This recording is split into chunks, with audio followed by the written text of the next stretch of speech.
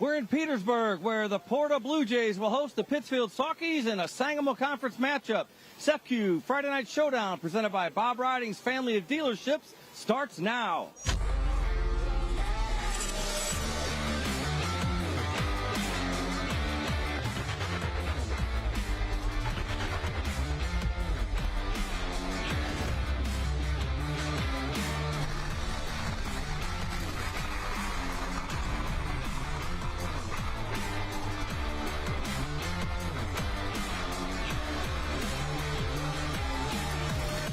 Good evening and welcome to SEPQ Friday Night Showdown, presented by Bob Riding's family of dealerships.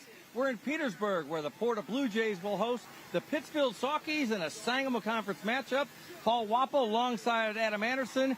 2026 high school football is almost underway. You ready, Adam? I mean, we're first-timers, right? No, we've been doing this a while. I've been so excited about this day. I've been looking forward to it. I'm like a kid in a candy store right now. I just want to get this game going. We got a lot to unpack tonight, but right now we're going to talk about this matchup. Pittsfield taking on Porta. Porta made the playoffs last year. What do you see as the keys to tonight's game, Adam? SEPQ is your key to getting a new home loan. First off, we'll start with Pittsfield.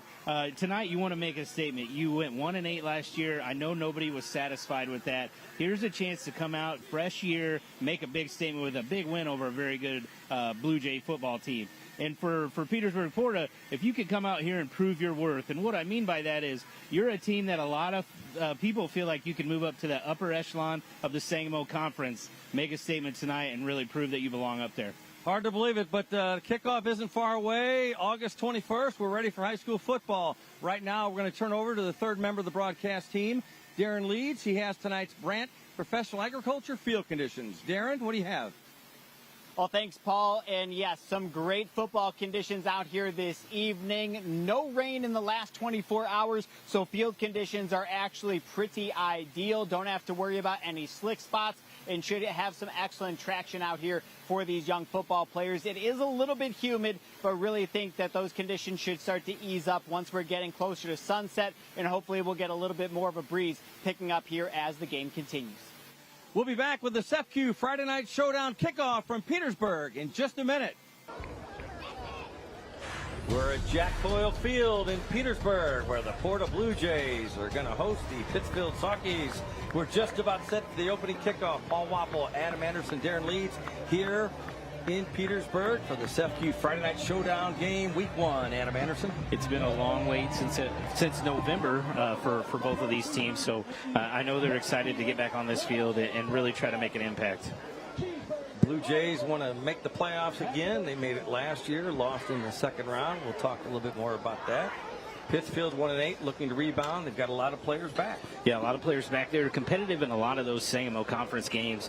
Coach Barnes talked this summer that now's the chance for those guys who played young in a great football conference to really make it the next step forward.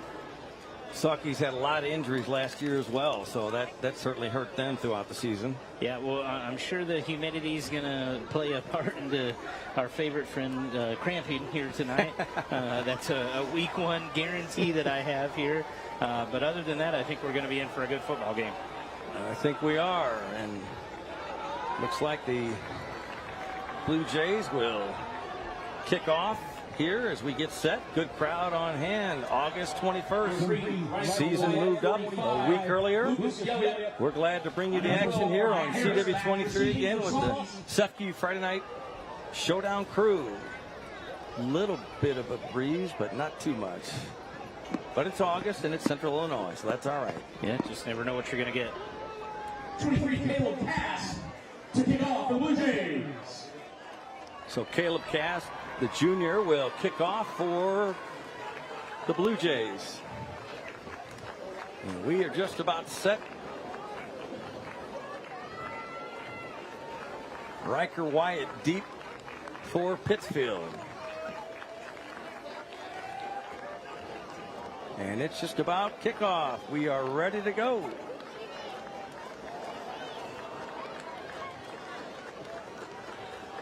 Go ahead. Are they waiting for us? They're going to wait till that clock hits 0, and then we're going to get going. Just so, I mean, we've waited this long. What's a few more 30 more seconds.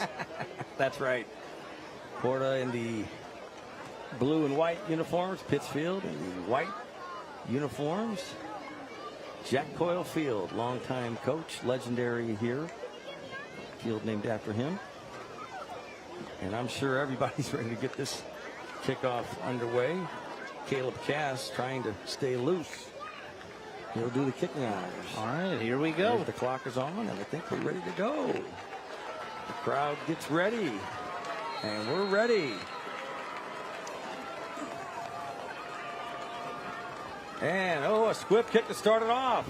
Fielded cleanly, the 37-yard line by Jacob Hull. So Porta tries to squib kick early on. Good field position for the Sockies starting out. Yeah, maybe catch them off guard and see what happens. But great play there by the Sockies. It's kind of just playing a ground ball, so you just got to get on it.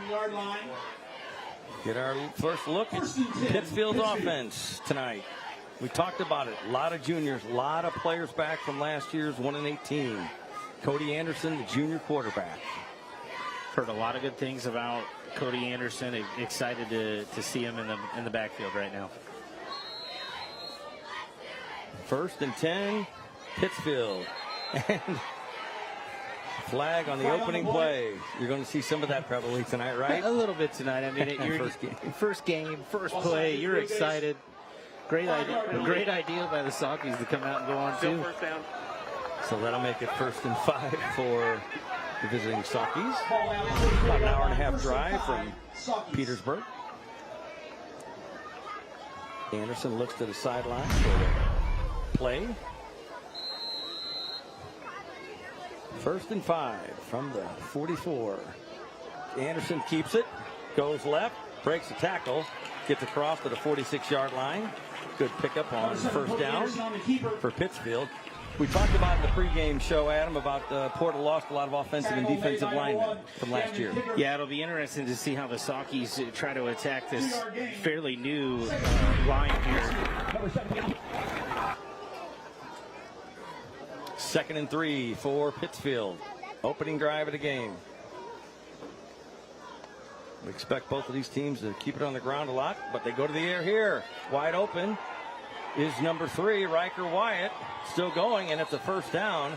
That's a Brant Professional Agriculture 1st down as the Sockies get into Porta territory to the 45-yard line. Move those chains. Yeah, again, great throw right there by Anderson. It might have been a little RPO action where he flipped it out to Wyatt, and he did enough to get a 1st down. 1st and 10. Pittsfield from the 45 of the Blue Jays. Blue Jays showed blitz there for a second. Anderson, number 7, ready from the gun. He hands off. Ryan Harris, the junior.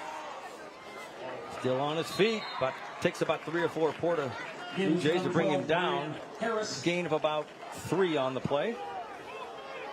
Yeah, number 1, Camden Kinder, you'll see here on the replay, comes in for the Blue Jays and really made him turn it inside before he wanted to. And just anytime you can do that, you're going to turn it back into a bunch of your helpers.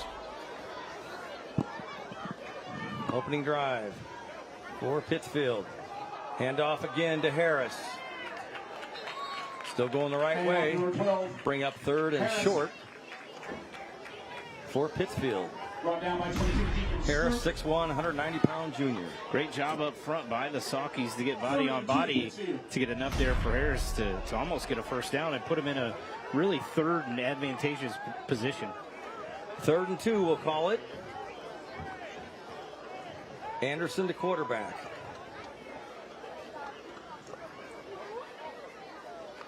Keeps it himself. Goes left. Cuts back. Did he get enough? See where they spot the ball. I think he's going to be a little short here, Paul. So 4th and 1.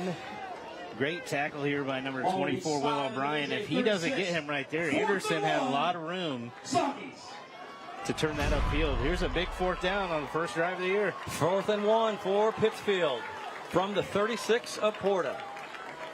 Anderson goes under center. Quick snap. Thought he lost it, and he did not get it. Not even close. We'll see where they mark forward progress here. I didn't think he got too much. Let's see. Oh, I think that's a Take a look at the replay. He definitely got popped backwards. I stand corrected. First down. That's a Branch Professional Agriculture first down for the Sockies. Again, that was close play. Will O'Brien stuck his nose in there and really took Anderson backwards, but must have got just enough there. 1st and 10, Pittsfield. Blue Jays are coming. Handoff. Goes wide left to about the 32. Number 12, Ryan Harris again with the carry. By 15, Lane McAnally. Lane McAnally, 15. Quarterback also plays corner out here on the outside. Almost made a. If they would have got outside there, Harris would have had a lot of room to run. Great tackle by McAnally to bring him down for a short gain. McAnally, the Porta coach's son, senior, also plays quarterback. There's the give to Wyatt. Look at him go. Close to the 20-yard line. Big pickup there. And move the chains. That's a Branch Professional Agriculture first down. The Sockies having some success here. Yeah, not sure if this is a called run for Coach Barnes for his quarterback or if that was a read, but great job by the Sockies up front to give Anderson a ton of room to get enough for a first down. Pittsfield, they take their time. Anderson in the gun. Here on first down. Fires it complete to Wassel. Kyler Wassel gets to the 15, and Pittsfield is in the red zone, and they are in the Griffiths construction red zone. When you call Griffiths, you get a Griffiths. 6 yards on the completion. Second and 4. So second down and 4 to go for the Sockies. Opening drive of the game. SEFQ Friday Night Showdown from Petersburg. Ball control for Pittsfield. High snap. Anderson pitches it to Harris. Harris trying to find some room. Goes wide. Cuts back in. Still on his feet. Down to about the 2-yard line. What a nice run there by Harris, the junior. Yeah, great job by Harris to get upfield. Fought off a few tackles there and really had to string that one out. I thought he was going to be hit pretty short, but we do have a flag on the play. Came in late here at the sideline. See what they call their officials are talking about it. About the 2 or 3 where Harris went down. Let's see what they say. Don't see any indication what it could be. Okay. Here we go. Personal foul. Foul. On blue. On the Blue Jays. Wow. Personal foul. Face mask. So first and goal. That's the difference. So that'll move it up, another half a yard maybe? So first and goal, yeah, Pittsfield. Ball spotted at the 1.5-yard line. Inside the 2. First and goal. First and goal, Pittsfield. 7:13 to go here in the first quarter. Clock starts. Anderson and Misaki looking to score here on the opening drive. They got a Harris in the backfield. Power formation to the right. Keep an eye on Anderson to maybe take this one himself. Harris gets the pass. That's going to Clear be a setting, hold got on a the flag. outside. They're going to call a hold there on Kyler Wassel. There's a flag on the play. Wassel, the receiver for Pittsfield. Just got his hands too far outside on the Blue Jay shoulder pad, defender's shoulder pad there.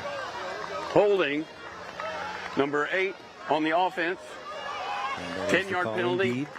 Still first down. That's tough, Adam. That's tough. Yeah. You're first and goal and you get a holding. First and goal penalty. from the 1.5. If you take a look at the replay here, keep an eye on number 8 right here, that receiver. Right as Harris cuts back in, that left hand's going to be a little too far outside that grab right there. That's going to be a penalty all day. 10-yard penalty. So that moves the Sockies back. Tell you what, I think our cameramen are already in mid-season form with that They're work. doing great. First and goal. Sockies. Ball at the 10-yard line. Harris in motion. Anderson fakes, keeps it himself, goes up the middle. Maybe a couple. No, not quite. Maybe not that even. Cody Anderson on the keeper. Good defense that time by the Blue Jays. Yeah, Will O'Brien, just that senior linebacker, he's done a ton here on this opening drive. First team all-Sangamo player. They're really going to have to rely on him here tonight to keep Anderson under control. 90 tackles last year, 49 No solo. gain on the play. Second and goal. So second down and goal for Pittsfield. From the 10. Anderson to throw. In trouble. They're going to keep it himself. Got some room up the middle. On left now. And he is in the end zone. That is a touchdown. That's a FQ touchdown. Good second effort by Cody Anderson. Pittsfield scores 6-0. His protection broke down, but, you know, Petersburg Porta was in a man coverage, so they don't know when he takes off. They're worried about guarding their guy still. So great job by Anderson to put the ball down, tuck it away, and then get in the end zone. And Cody Anderson will go for the extra point. Check that. He will be the holder. Colin Bernard, the junior, will attempt the extra point. Number 1, Colin Bernard, to attempt the extra point. For Pittsfield, try to make it 7-0. High snap, gets it down. No, kick, a lot of leg, and it is good. Extra point is so good. 7-0 Pittsfield. We're going to take a break. Back with more from Petersburg. You're watching FQ Friday Night Showdown on CW23. Stay with us.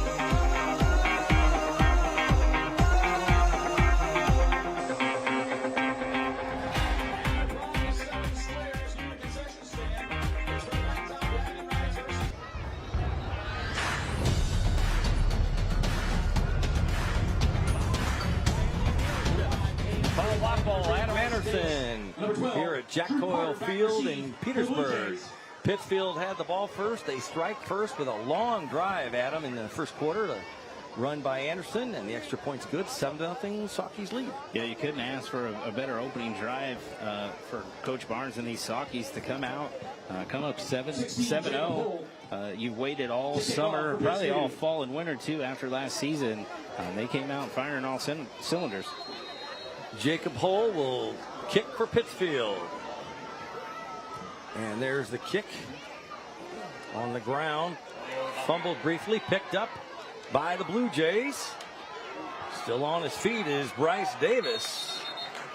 And he's out to the 32-yard line after the short kick. So first and 10 Porta.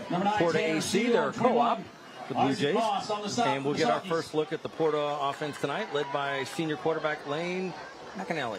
McAnally, a good one. Yeah, second year starting, one of the top returning quarterbacks here in the Central Illinois area. So let's see what he can do with this Blue Jay offense. Davis was brought down. The Blue Completed Jays 63% of his passes last year. The Blue Jays don't throw a lot, but he also can run very well and score with his arm or with his leg. So see how that offensive line does for him tonight.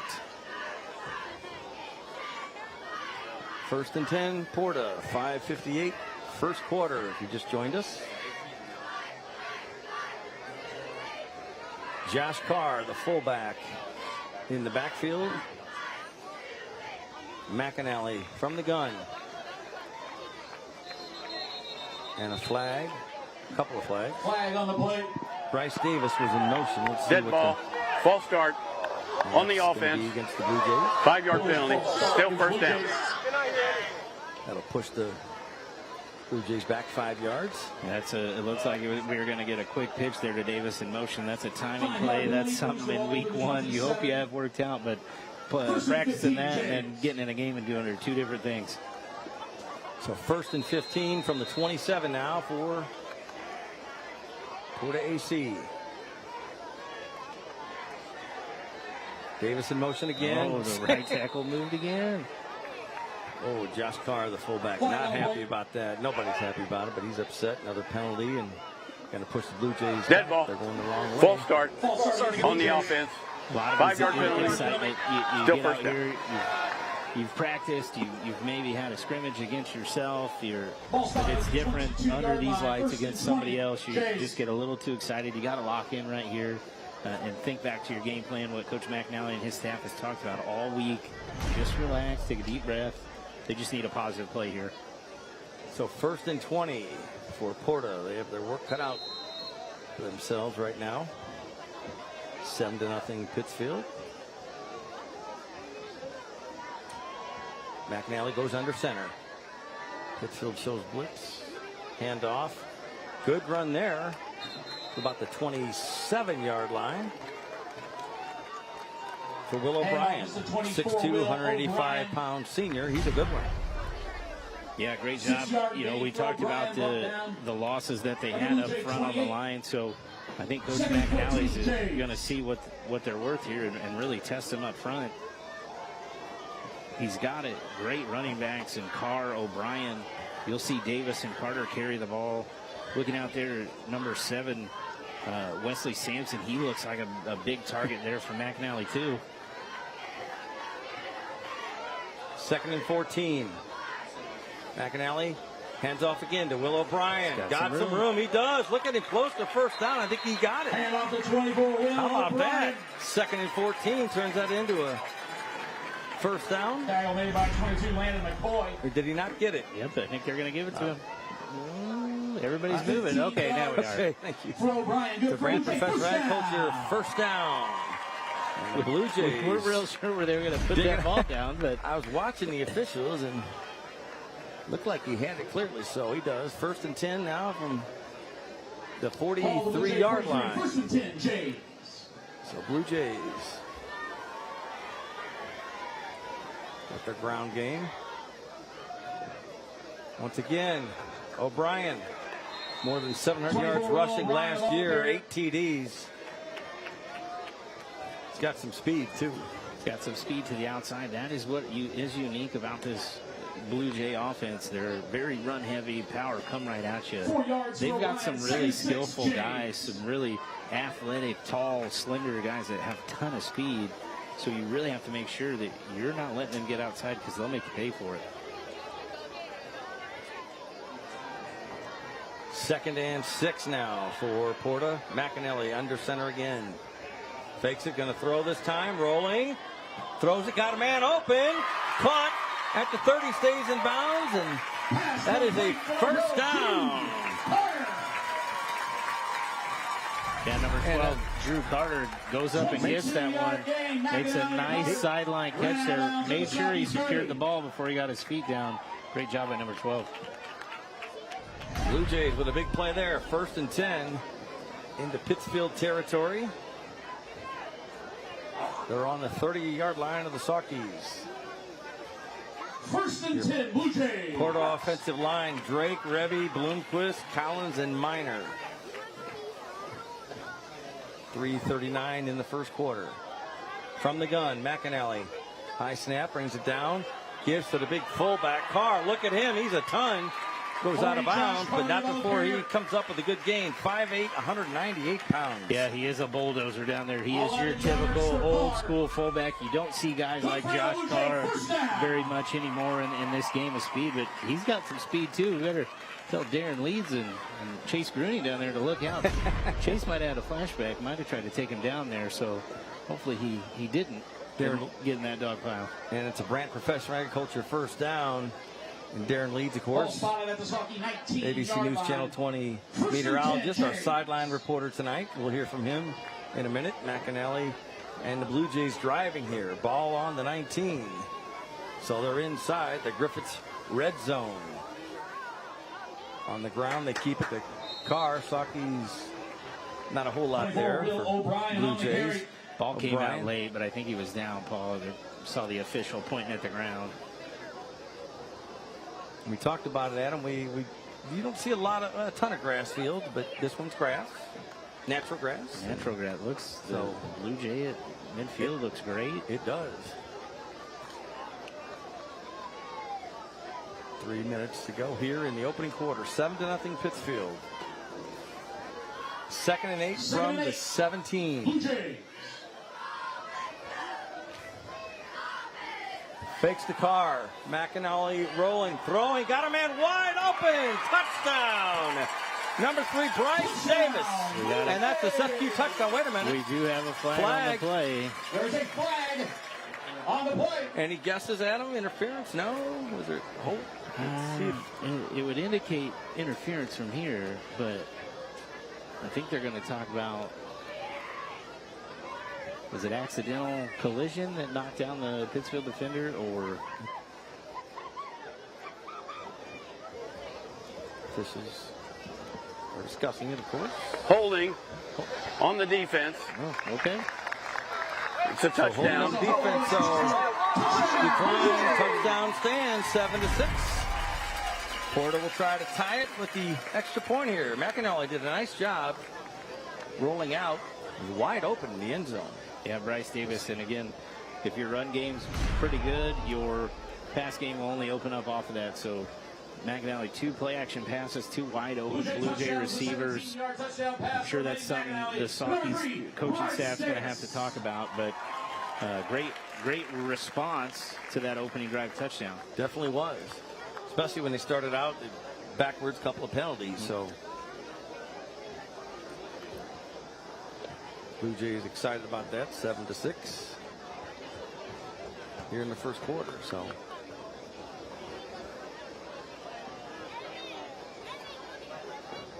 Bryce Davis will attempt the extra point, and quarterback McAnally, the holder. Blue Jays try to tie it here. Kick is blocked. Yeah, it's blocked. Flag. Flag was late. We could see running into the kicker right here. Let's see if.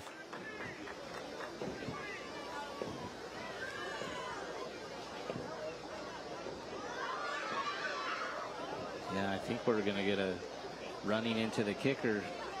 Huge break for the Blue Jays. Are sending their offensive unit back on the field.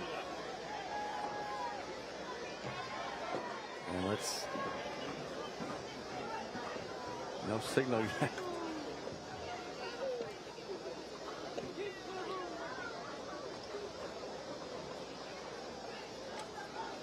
Oh, okay, here we go. Yeah. Personal foul, roughing the kicker. Roughing, okay. On the kick, on the defensive team. And then we had a 5-man in the backfield on the offense. They offset. I wondered why the ball wasn't moved up. Okay. So we'll try it again. The Blue Jays will. Yep. At least that's what it looks like. It looks like they're going to go for 2 here. Now, thinking back to last year, I don't think the Blue Jays kicked extra points often anyways. Oh, no. Coach McAnally's going to, he threw the tee back out there, so. Okay, they will. He wants to see him kick it. This is taking longer than the drive. 7-6. So the Blue Jays will try it again. The extra point.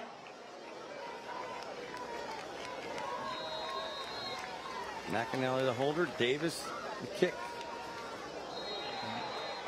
Still didn't get it. And I think the Blue Jays wanted another penalty, but didn't get it.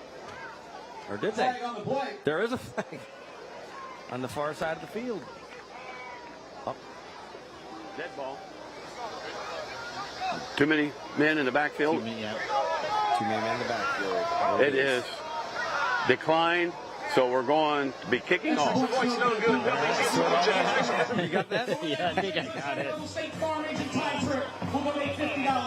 And right now, let's set it down to Darren Leeds with our sideline report sponsor, Gruning Health and Wealth. Darren. Yeah, thank you, Paul. And joining me from Gruning Health and Wealth is Chase Gruning himself. Now, Chase, this is your 3rd year sponsoring our Friday night showdown. What does supporting these athletes and being a big part of the community mean to you? Well, it means a lot to us. I mean, I look back over the last 10 years. I played in this Central Illinois area. I coached in Central Illinois area. So high school football in general, I believe a lot in the development of young athletes, young men. So it's really cool to be a part of it for the 3rd year in a row. And your business is all about helping adults prepare for the next chapter of your lives. What kind of things do you tell your clients about the importance of planning ahead? Yeah, we're all about Medicare and retirement planning. So people that are turning 65 or maybe they're over 65 on Medicare, we're taking them through the full educational process. We're making sure that we're going through their doctors, their prescriptions, their medications, and making sure they have the right plan for them every single year. And that's the biggest misconception we see this time of year, is that people think just because their plan worked last year that it's going to work this year. So we're really making sure that people have the right plan each and every year. All right. Having any flashbacks being out here on the field again? Yeah, we just had a second ago, we just had almost an ACL blowout where the guy came up the sideline. So, yeah, I saw the angle. I said I've seen this play way too many times. All right. Well, thank you so much, Chase, for joining me here. We'll throw it back to you guys in the booth. Paul, Adam, back to you. All right. Thank you very much. Thanks to Gruning Health and Wealth being the sponsor again on CEFCU Friday Night Showdown. And there's the kick. Saukeys have it. Just about everybody's in on the pile there trying to stop the return for the Pittsfield Saukeys. They'll have the ball 1st and 10 at their own 37-yard line. 7-6, Pittsfield leads after the missed extra point by the Blue Jays. Yeah, let's see how they respond here. Great opening drive. Now it's all about adjustments from here on out till we get to halftime. Let's see what the Blue Jay defense might adjust to. Let's see how Coach Barnes and the Saukeys respond.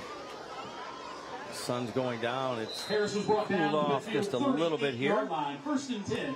Again, at Jack Coyle Field in Petersburg. 1st and 10.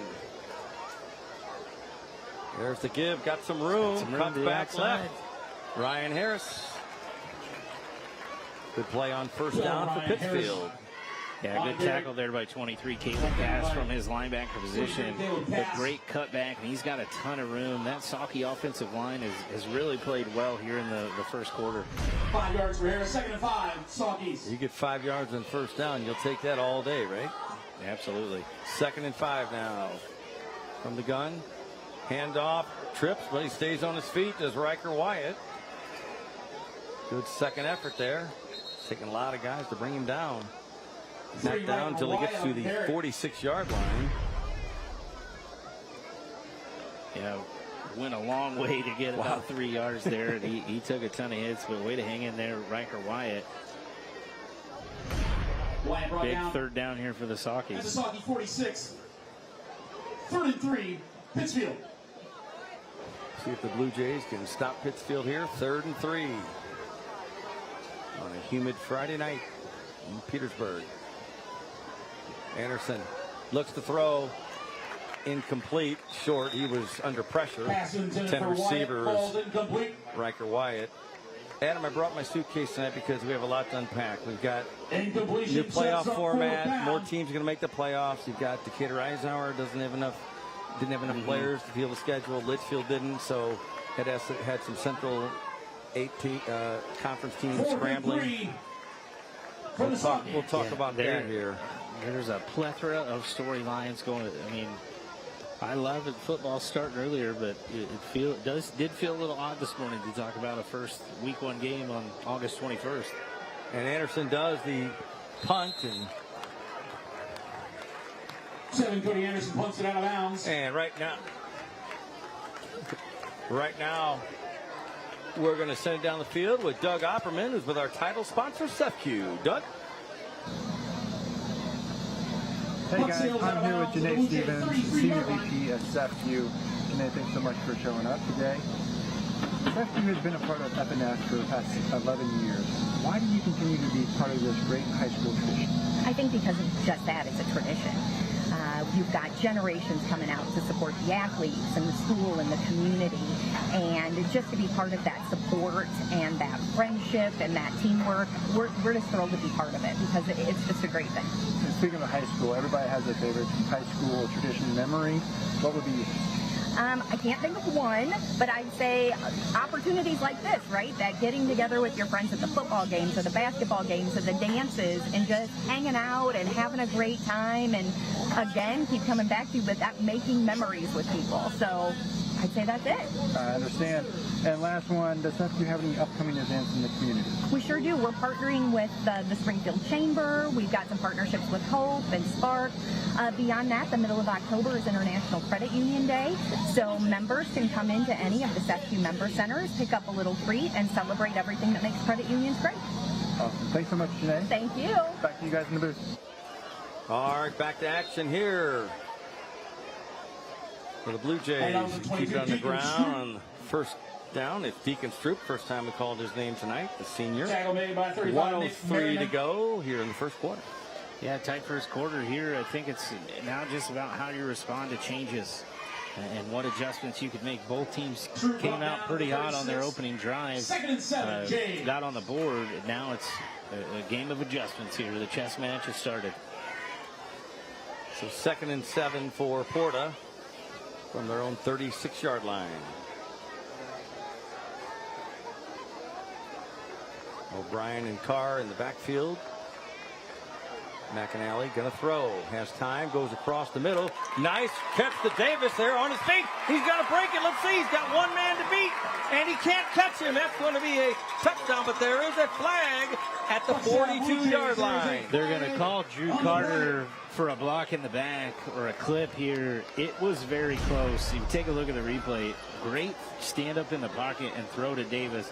But right here coming at you, those two hands touch that defender's back. If Carter would have got his hands towards the front side of that Pittsfield defender, we would be talking about a Blue Jay touchdown. That was an electrifying play there, but obviously it's going to come back because of the Block in the back. penalty. There On it the is, offense. the call. 10-yard penalty. 17 seconds. And again, right there, it's all about hand placement. If Carter's hands would have been on the right side of his body, more towards the front of that defender, that was kind of even, maybe a little bit in front of him. But if your hands are towards the front, that's probably not going to get called. But as soon as those hands touch the backside of his shoulder pads, that's a penalty every time. Penalty was from the spot of the foul. Penalty moves the ball to So it's a the Blue spot Jay foul. 48-yard line. Blue Jays have the ball on their Blue Jays. own 48-yard line now. 17 seconds left here in the opening quarter. Again, we expected to see a fair share of penalties here. You got to work things out here in week one, get used to different things. You can practice speed and game situations, but until you're really in it, you don't really know. So 1st and 10 for Porta. Porta AC, their co-op. McAnally high snap, throws it, complete. Carter going, he's going to go. They're not going to catch him as long as there's no flags. Still on his feet, and he is in. Touchdown. 52 yards for Porta. That's a SFU touchdown. I talked about Drew Carter before the game started. He's an electric athlete there on the outside. McAnally didn't have to do much but just get him the ball. He did the rest. So great job by the Blue Jay offense to identify a weakness out there. They didn't see anybody lined up over him. Just threw it out to him, and then it was just a numbers game, and he's not an easy man to bring down. Drew Carter, the senior, 6'1", 195 pounds. We talked about their skill position players, and they've got speed, they've got athletes. The Blue Jays take the lead 12-7 here. They're going to go for 2. Try to make it 14-7.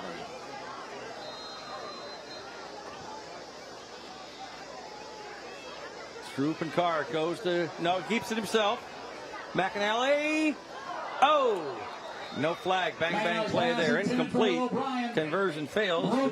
Porta has the lead 12-7 here with 6 seconds left in the opening quarter. Yeah, great job by the Sockies there to shut down the 2-point conversion.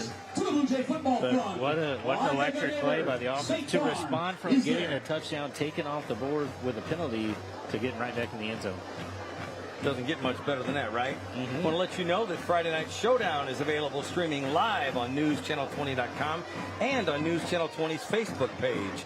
You can also find a link to complete game videos from this season on newschannel20.com. Glad to bring you all the action once again this year. Absolutely. Year 11, Paul.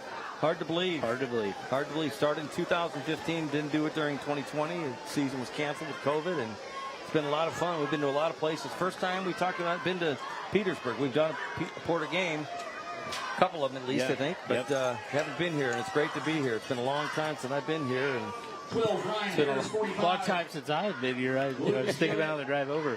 Last time I was here, I was a JV coach at Williamsville, and that was 2007. McCoy back for the Sockies. Number 3, Bryce Davis to kick off the Blue Jays.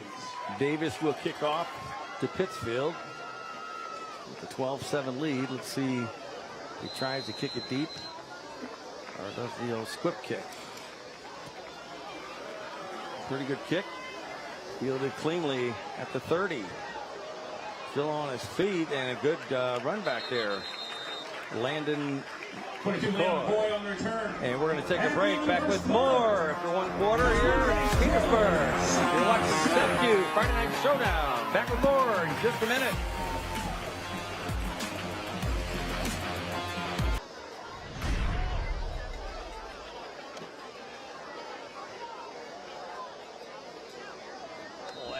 Anderson. Darren leads. Look at that beautiful sunset. Great shot by the CW23 Sefview Frontier Showdown crew. Second quarter action now. First down, and the Blue Jays. Whoa, 3 of them. They sack Pittsfield quarterback Cody Anderson. Sacked in the backfield. Porta leads 12-7 as we start the second quarter. How about that play? We got a late flag here too, so I think this is that big play Late is going hit? to be null and void. I think it's going to be Dead ball. Unsportsmanlike. Number 22. So they call that on number 22, Deacon Stroh. I don't know if something was said or what happened there, but some goodwill there was burned on that big play.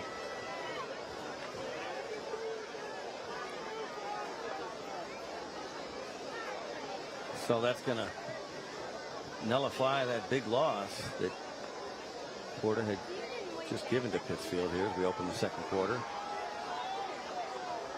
That's a big one, too. Taunting penalty against the Blue Jays. So it is taunting, like you said, Adam. He must have said something, done something.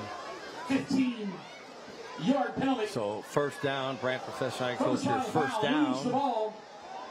And 1st and 10 Pittsfield from their own 45-yard line.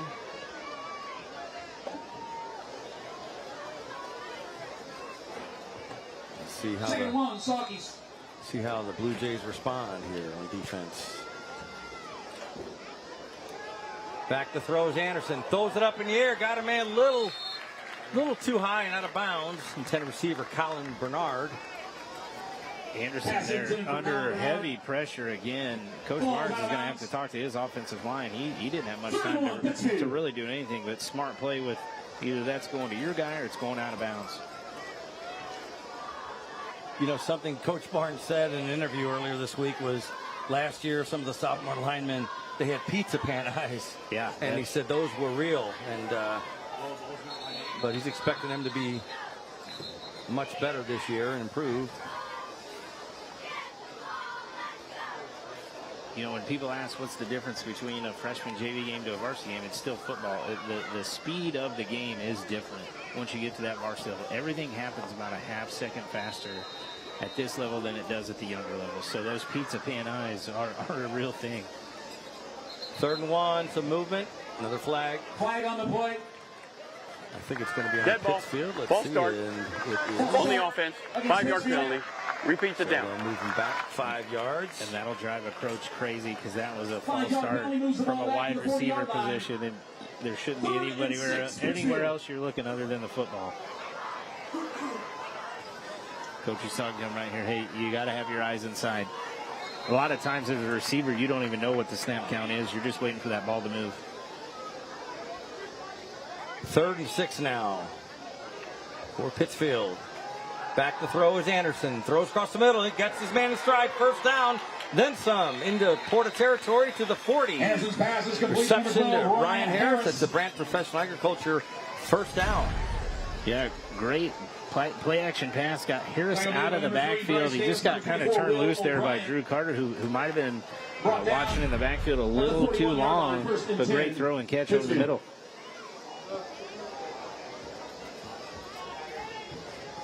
$11:20 in the second quarter here. 1st and 10 from the Blue Jay 40. Handoff after the high snap.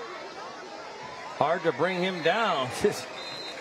Number 25 for Pittsfield.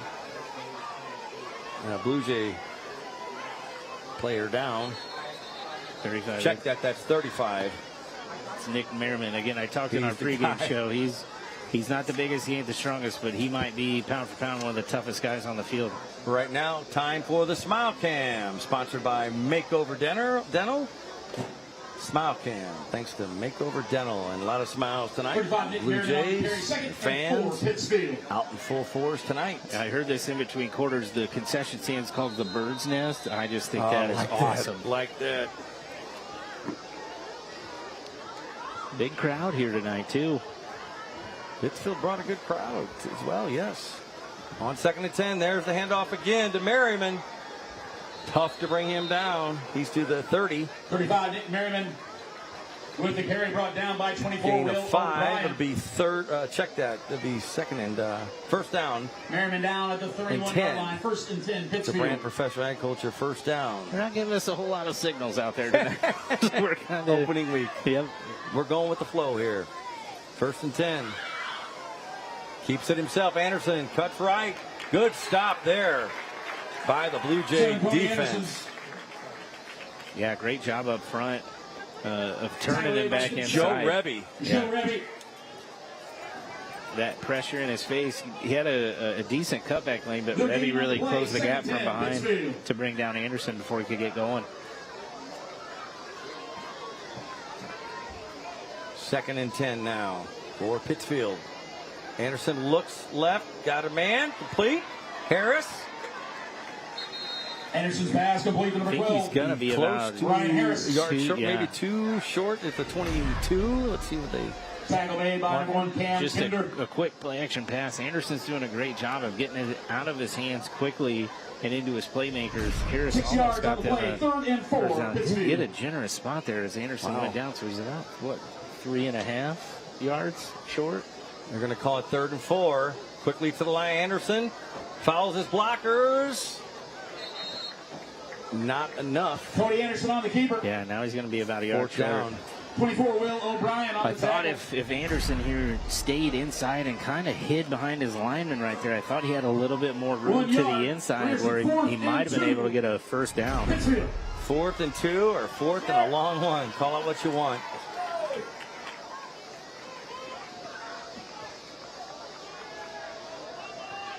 Anderson gives to Merriman. Give it to your big guy. And This is Pittsfield going to thinks be they've got close. it. Of course they think they've got it. Let's see. Anderson says, yeah, we got it. Let's see. Let's see where they mark it. I thought he had it too, but let's see. Could from we get our vantage first point. measure of the air? Blue Jays are clapping. I don't know if officials are talking about it. I think they're talking about should we do a measurement here. Check this off your bingo card. We have our first measure Here we of go. the year. Let's see what it is. It was very close. With 8:58 left in the second quarter.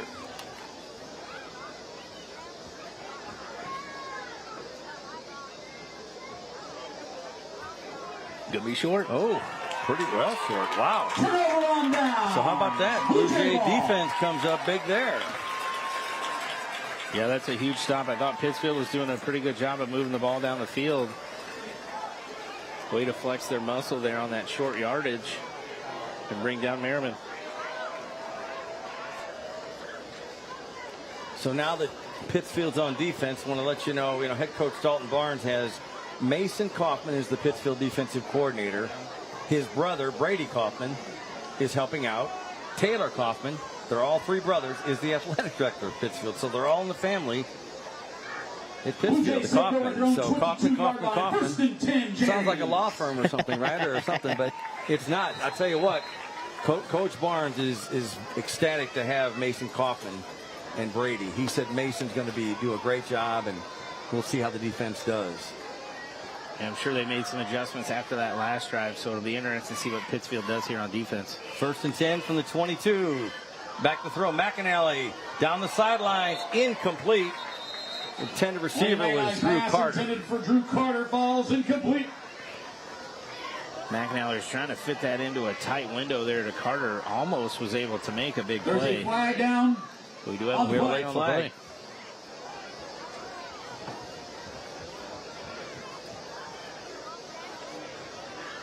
We'll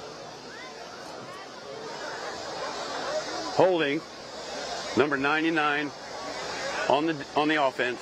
10-yard penalty. Blue Jays, so moving back 10 yards. 99 on the right, far right of your screen. That hand right there just can't get it up. That's a hold. That's a hold. There's Mason Kaufman. We talked about him. He's got a lot of energy. Defensive coach. And his brother just walked in front of him. How about that? Great family, those Kaufmans. They are. All right. 8:54 here. 10-yard First and 20 for Porta. First and 20 Blue Jays. Second quarter action. The Blue Jays lead 12-7. McAnally hands off to Carr. And off is the 40, Josh Carr.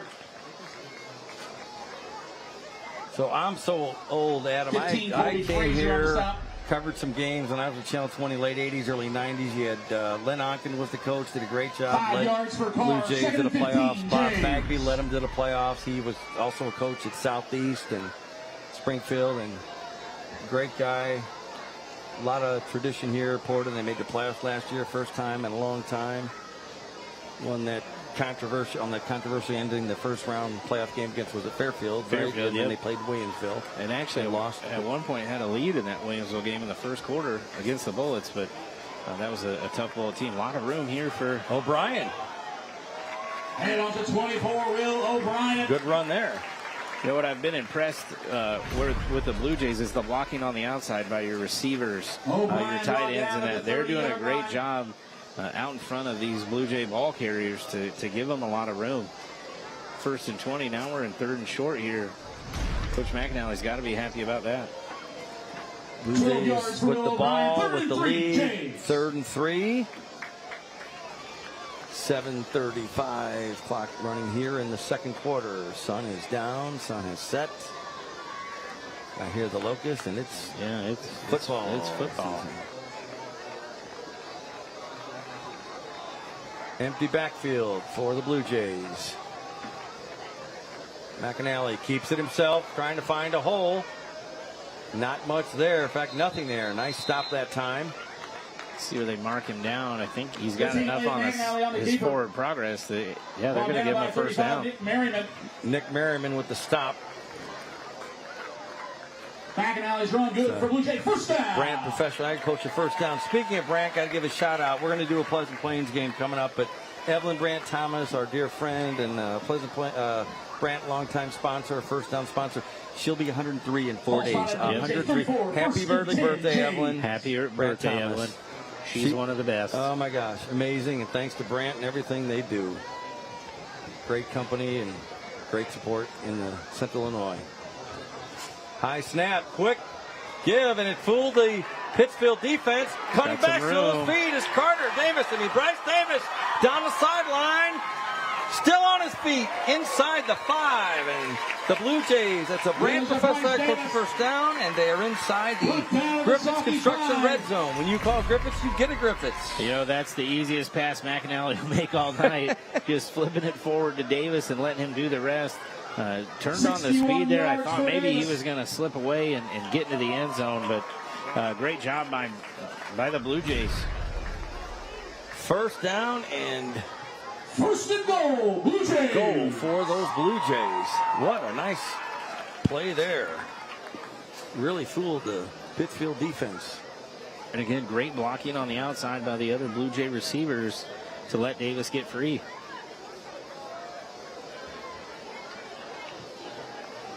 See what the Blue Jays do on first and goal here. But keep an eye on 40, Josh Carr. This is his territory. Flag. Somebody move. Flag on the play. I don't think it's delay game. No, I think tight end Sampson put his hand down and then picked it up, moved closer, and put it back down. That would constitute as a false start.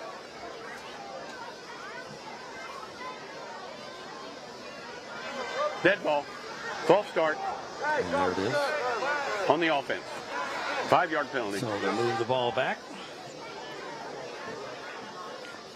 5 yards. 5 yards against the Blue Jays. First and goal now. Moves the ball back to the 10-yard line. From the 10-yard line. First and goal, Jays. Blue Jays lead 12-7 here. You saw the Pittsfield sideline there. McAnally goes under center.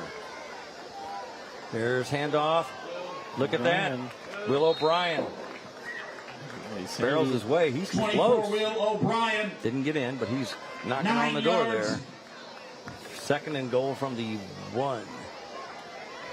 I wouldn't even call that the 1. Yeah, it might not even be the 1, yeah. O'Brien brought down at the Saki 1.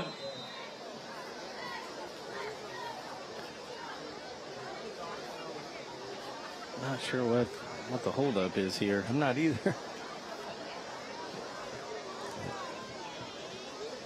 5:25 to go here in the second. The clock is stopped.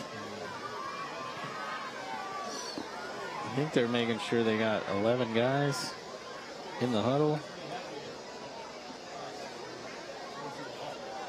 You're watching CW23, SFQ Friday Night Showdown, presented by Bob Riding's Family Dealerships. Paul Wappel, Adam Anderson, Darren Leeds, our sideline reporter, and the SFQ Friday Night Showdown crew doing a great job as always. They're on game one. Now McAnally. They did have 12 in the huddle.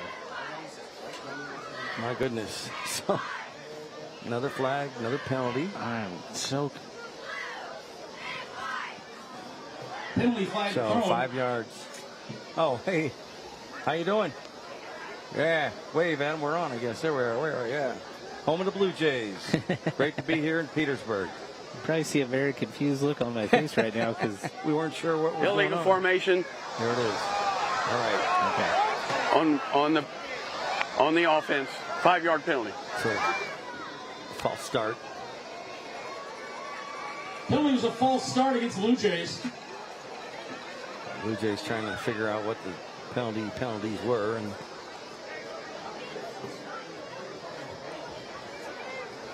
so it might be an issue. So in Illinois high school football, you have to wear certain numbers if you're playing a certain position. So I think their right tackle was in at 99. 99 is not a legal number for a right tackle, an offensive lineman, to be wearing. So I think that's what Coach McAnally is talking about here is, hey, we had a guy that was injured. What do you want us to do? It looks like they're actually down here on the sideline trying to put a new number on the gentleman that was playing, R.J. Miller, a sophomore. But at 99, that he can play defensive line. You just can't play offensive line with that number on. I think that's exactly what the holdup was. All right. Tonight at 10:15 on ABC, join us at the News Channel 20 Sports Desk to get all of your local high school football highlights with the Friday Night Showdown recap on News Channel 20. That's tonight at 10:15. And, there's a lot of athletic tradition here at Porta. Casey Duncan, the all-time scoring leader in basketball. He also struck out 31 batters, Adam, in 1972 in a 14-inning Porta won over Channel Glenwood 4-3. 31 strikeouts. That record has been broken, but it was there for a long time. Casey Duncan, a legend here in basketball at Porta and in baseball. And last year, shout out the Lady Blue Jays and the boys basketball teams. Both won. Each won 25 games. First time that's happened in the same season. So congratulations to Porta's girls and boys basketball team as well. You can't think about the Porta Blue Jays without thinking about Coach Jeff Hill and the wrestling team out here. They've been on top for a long time. They do a great job, and Jeff is one of the best coaches. He's in the Hall of Fame. All right, back to action now. Keeps it himself, does McAnally. And he's in the end zone. That's a SFQ touchdown for Porta.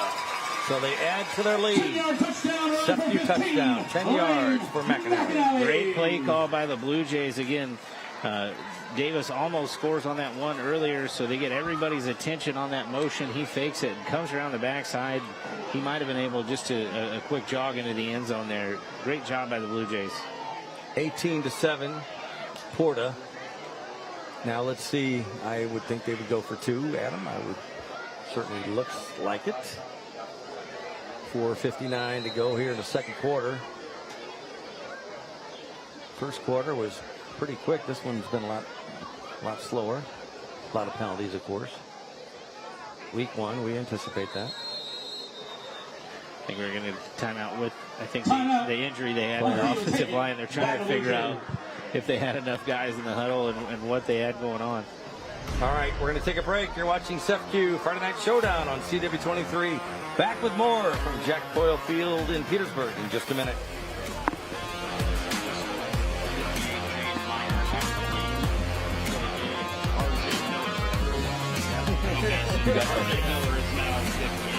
Welcome back to SFQ Friday Night Showdown, presented by Bob Riding's Family of Dealerships.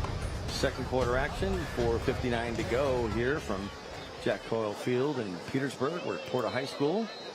Look at that beautiful shot of the sky here tonight, thanks to the CW23 SFQ Friday Night Showdown crew. After the timeout, Blue Jays. So Blue Jays are going to try to make it 20-7. They go quickly under center and a flag. Imagine that. Shocker. So McAnally tried to get the play off quickly, but somebody moved somewhere. They were going to go for the 2-point conversion. Let's see. Those officials are going to need new flags by the time the next week is. They get a lot of use tonight, hitting the ground a lot. Here we go. Dead ball. Ball start. Offense, 5 yards. Porta pushing back 5 yards. Have to see So see what they do Coach here McAnally offensively. Yeah. decides to do with his team here. 5-yard penalty backs it up to the 8. So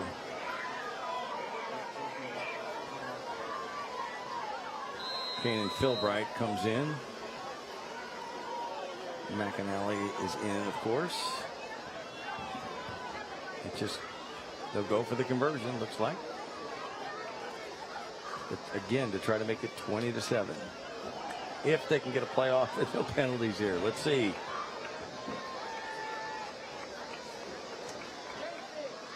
Keeps it himself, rolling. No, he's going to throw it. Got a man open in the corner. Caught it. Caught it. Nice conversion. What a catch. Drew Carter. That's an NFL catch there. Yeah. He had 2 feet down, only needed 1. Conversion's good. 20-7, Porta. Great throw by McAnally. Paul's heard me say it for 11 years. I don't like right-handed quarterbacks rolling to their left, but he did a good job of squaring his body up and did enough to get that ball into Carter's hands before he went almost into the track there. So 20-7. Nice catch there by Carter. We talked about their skill players coming back, and they look good tonight. So 20-7 with 4:58 to go in the second quarter. And with that Blue Jay touchdown, your local State Farm agent Ty Tripp. Right now, time for the Smart Local 218 Fan Cam. State Farm. And there we see some of the fans taking it easy tonight. I mean, couldn't get better than a seat like that in the back of your own truck. Shoot, yeah. We talked about it. Blue Jay faithful came out. Games on TV, but they came out. Yeah, there is no shortage of things that you could have done in the Central Illinois area tonight. So we really appreciate it. And it just shows that high school football is unlike anything else. People want to be here at the game. Absolutely. Somebody named Ella Langley's in concert at State Fair. I never heard of her. No, just kidding. And sold out right away. Women's pro baseball at Springfield tonight, too. Roger Roberts Stadium, yes. A lot going on. Blue Jays kick.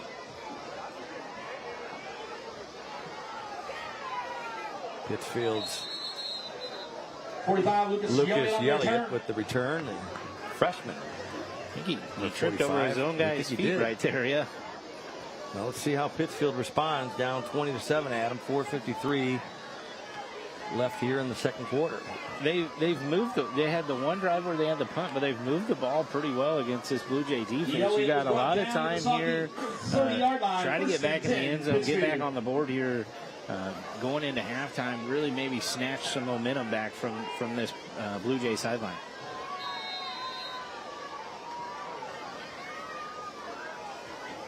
First and 10 from their own 30. Anderson low snap, hands it off, got some room, goes wide left, first down. It's a Brant Professor Agriculture first down. And a nice run by Nick Merriman, the big guy. Yeah, good run there by Merriman. He got to the outside. Almost was a disaster. That low snap. Anderson had to kind of snatch it, just throw it up there into Merriman's belly, but he did the rest after that. Another Brant Professor Agriculture first down. Ball on Pittsfield's 42-yard line. Anderson looks to the sidelines, has the play. Fakes to Merriman. Got a man in stride. No flag on play. Bang, bang play. Intended receiver was number 10, Landon Seal for Pittsfield. Yeah, flip that ball out Not there. a catchable ball. Second and 10. So Pittsfield. second down from the 42. I think on these pass plays, Anderson needs to settle his feet down a little bit, calm down, so he can step and deliver a strong throw to his receivers. Blue Jays are coming. Anderson's trying to find somewhere to go. He's in trouble. The Blue Jay defense thrown for a loss. 7 Cody Anderson. Sacked in the backfield. Blue Jay D's fired up. That all started with 24. Will O'Brien strung that play out. Take a look. If you take a look at the replay, he just stays outside here, and there was nowhere to go. Great job on the backside by the Blue Jay defense to make sure he couldn't cut back either. 7-yard loss, 3rd and 17. They sure did anticipate that one very well. The Blue Jay defense did. So 3rd and 17 now from their own 35 for Pittsfield. They trail 20-7. Back to throw, has time. Fires across the middle, incomplete. Flag on the far side of the field. Kyler Wassel, the intended receiver. Flag on the play. Didn't see anything on the far side there. But He's pointing at the Porta defense. maybe a defensive hold. Let's see. Where that is, I think it would have to be.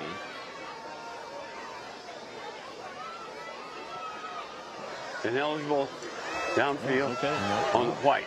Does he want to decline it? I think at this point you just decline it. Yeah. Decline. And indeed they do. Ineligible player down. Must have an offensive lineman Off. Too far out of the box. too far upfield. And 17 for the Sockies. So 4th and 17. 12 Drew Carter and 15 Lane McAnally back to the Blue Jays. Shocked if we don't see a punt. I think we're going to. 4th and a 7 long way to go. Anderson Pittsfield. back to punt. Short punt. See if the Blue Jays pick it up or let it go. They let it go. Thought about it. 38-yard line. I know Wade McAnally, his dad is the head coach, but I might have had a minor panic attack right there because you never know what happens. Let's send it to News Channel 20's Ryan Bridges with our presenting sponsor, the Bob Ridings Family of Dealerships. Ryan. Thanks, guys. Ryan Bridges alongside Wade Muller of Westtown Ford. What do you think of the high school football that we've seen so far in the first week? Well, the first week's a challenge. You know, you take what you've done in practice and you're trying to go out against another opponent and put it into play. Porta, big advantage opening the season at home. Program that's on the rise. They've done really well here the last couple of years, building up from some sort of lean years.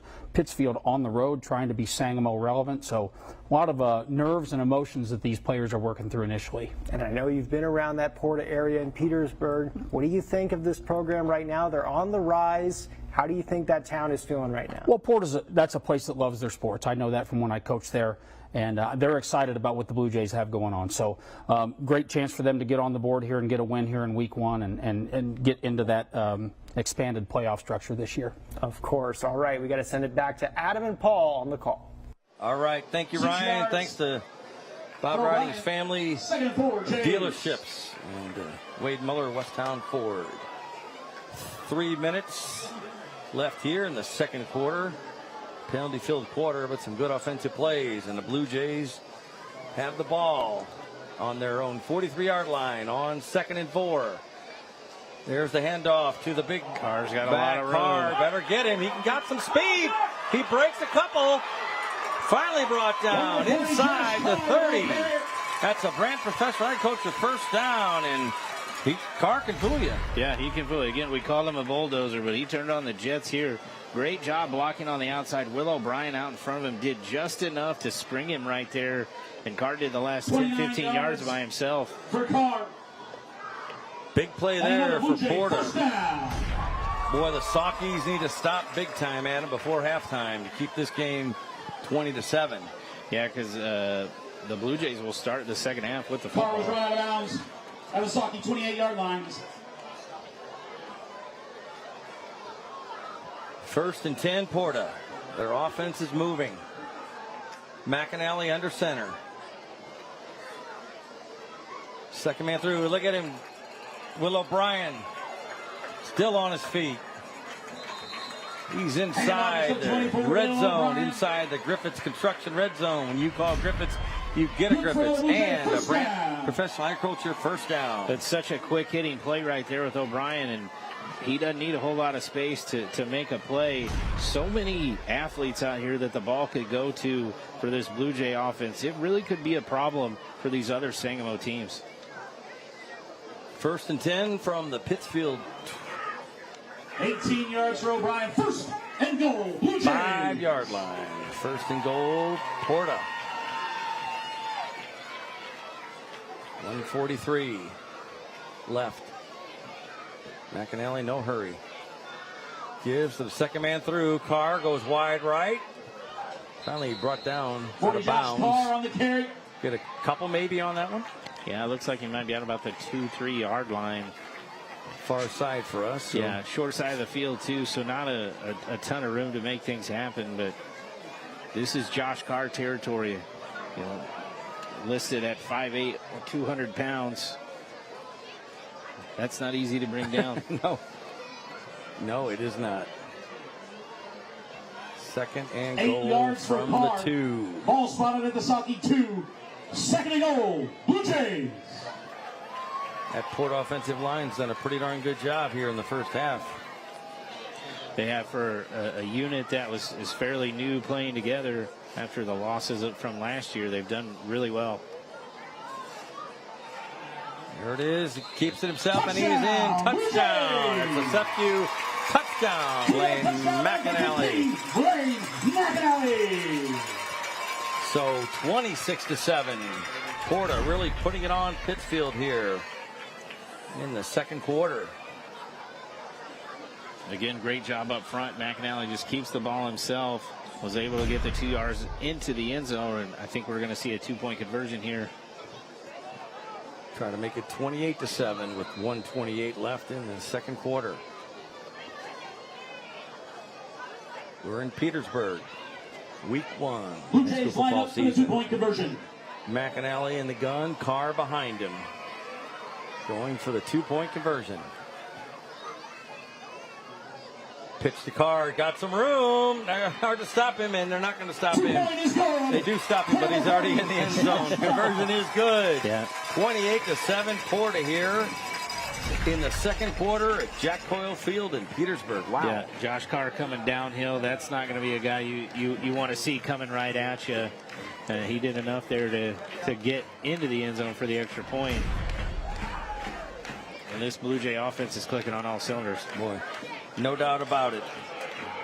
And Friday Night Showdown is available streaming live on newschannel20.com and on News Channel 20's Facebook page. You can also find a link to complete game videos from this season on newschannel20.com. Another great shot of the flags here. Jack Coyle Field, a beautiful night. Feels like fall. It's not officially fall, but it feels like it because it's Friday Night Showdown and it's high school football, and we love it. And hope you're enjoying it too, wherever you're watching, on your phone, on your TV, wherever it is.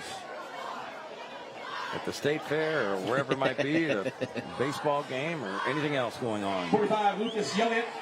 22, Landon McCoy. All right. And number 12, Ryan Harris back for Pittsfield. Number 3, Bryce Davis to kick off for the Blue Jays. Davis to kick again for Porta. He's been busy tonight.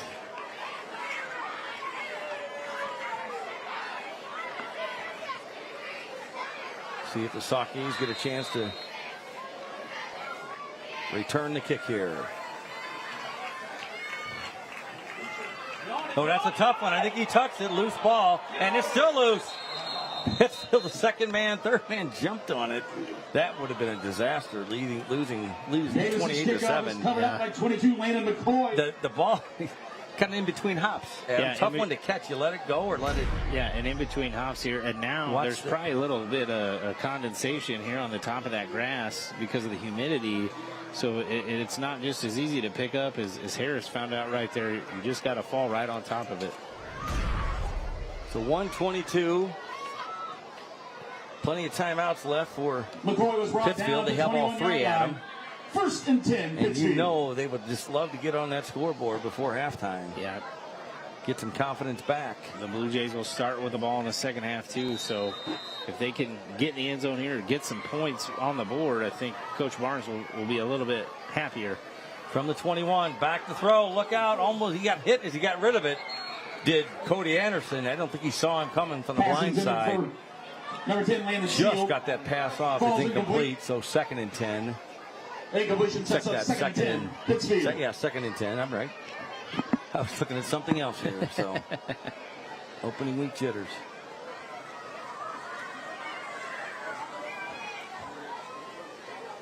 $1:19 left in the first half.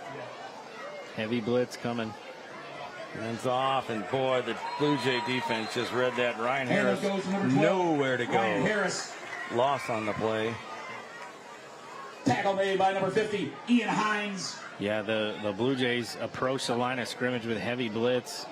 So if Harris could have wiggled out of that first tackle, he would have had a lot of room to play with. But 3rd and 15. Well, 3rd and 15, and what you don't want to do right is give Porta back the ball before halftime. So take your time here, right? Because I 3rd and 4th down. That's what happens. Peeked here on this Blue Jay sideline, and Coach McAnally's talking to his assistants about maybe burning some of his timeouts too.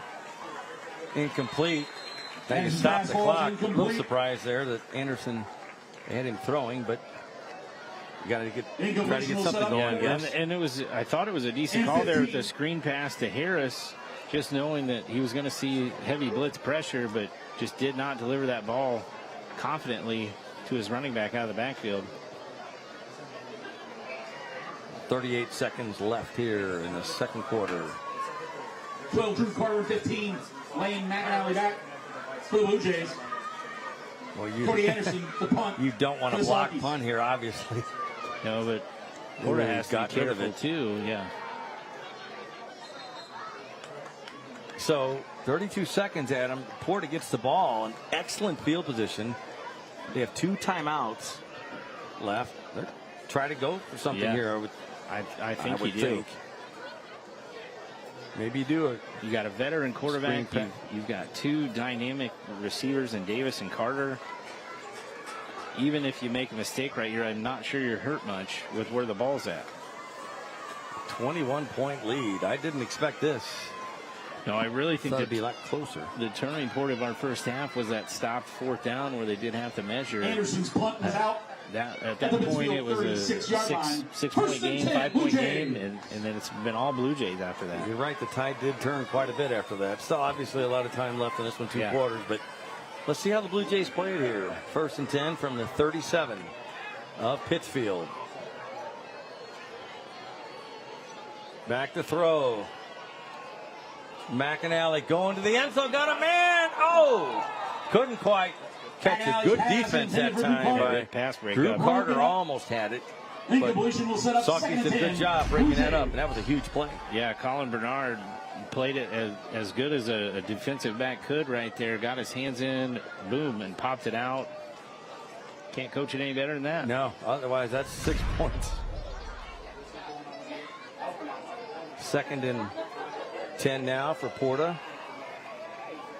26 seconds left.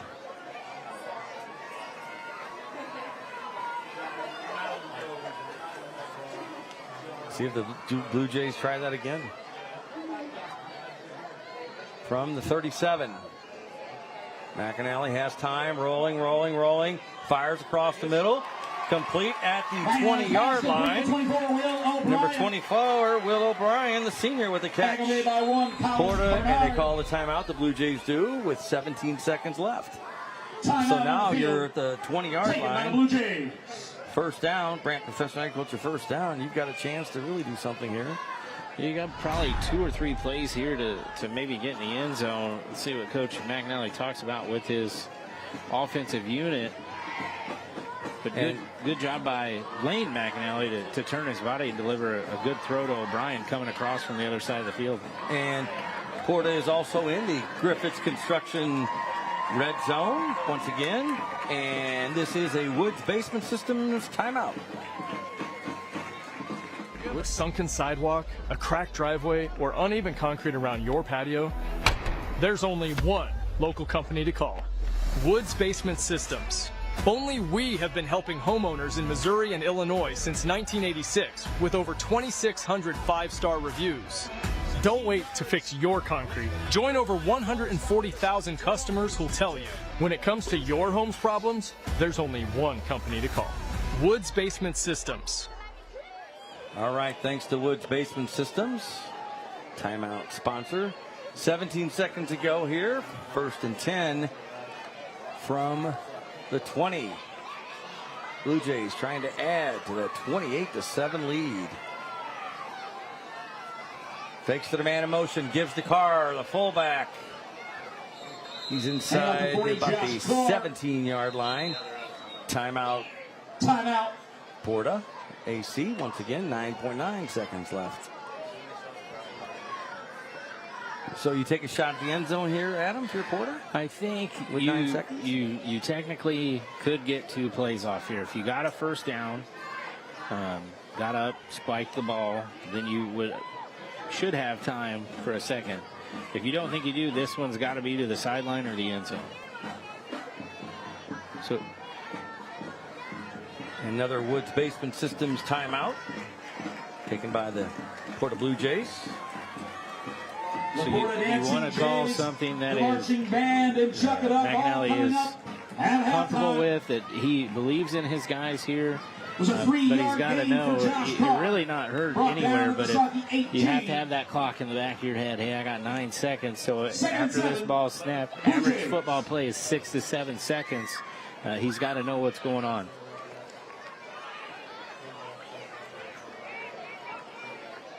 So 2nd and 7, but the bigger issue is the time, the clock. So they put 2 seconds back on the clock, it looks like. 11 instead of 9 on the scoreboard. We'll see. Carr in the backfield. McAnally has time. No. Oh, great job. Nice play.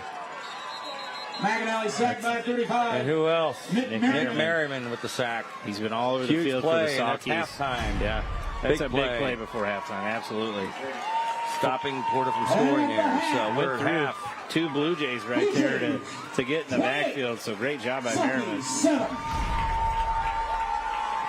28-7, Porta leads Pittsfield here on their home field. Porta's home field, Jack Coyle Field. 28-7 with a Blue Jays with some good offense and a very, very good first half. Yeah, very good first half. Pittsfield fans, if you're looking at the scoreboard, you're upset. Again, I feel like that 4th down stop was the big turning point here in the first half. When Pittsfield got stopped short there, there's really all Blue Jays after that. So hoping Coach Barnes can get his guys to realize we're not out of this game. We still have fought for a lot of yards. We've moved the ball well. We just got to maybe cut some things out and get a little bit better. And we're going to have an interview with one of the coaches here in just a moment. And I think we are just about ready to go to Darren Leeds. Darren, take it away. Absolutely. Go, go, go. Yeah, so I am joined by Porta head coach Lonnie McAnally. Coach, pretty exciting first half. What are you going to say to the kids in the locker room going in second half? Well, it's a new half. We got to come out like it was the first half again, right? So score 0-0, and we got to control the ball, control the clock the second half, and keep doing what we're doing. First quarter was kind of slow. Second half, you guys really picked up the tempo and scored on pretty much all your possessions. Yeah, we were trying to get a feel for what Pittsfield had. We found some weak points in their defense, and our defense has stepped up too, so it's been a great look for us. Yeah. Saw you had one player injured. Any update on how he's doing? Just cramping, or? I don't know yet. I'll get that information from our trainer at half, I'm sure, and kind of regroup, see where we're at. Perfect. All right, thank you so much, Coach. Thank you guys, appreciate it. All right, back to you, Adam and Paul, in the booth. Thanks, Darren. Appreciate it. Thanks, Coach. The Storm Team halftime report is coming up next. Stay tuned.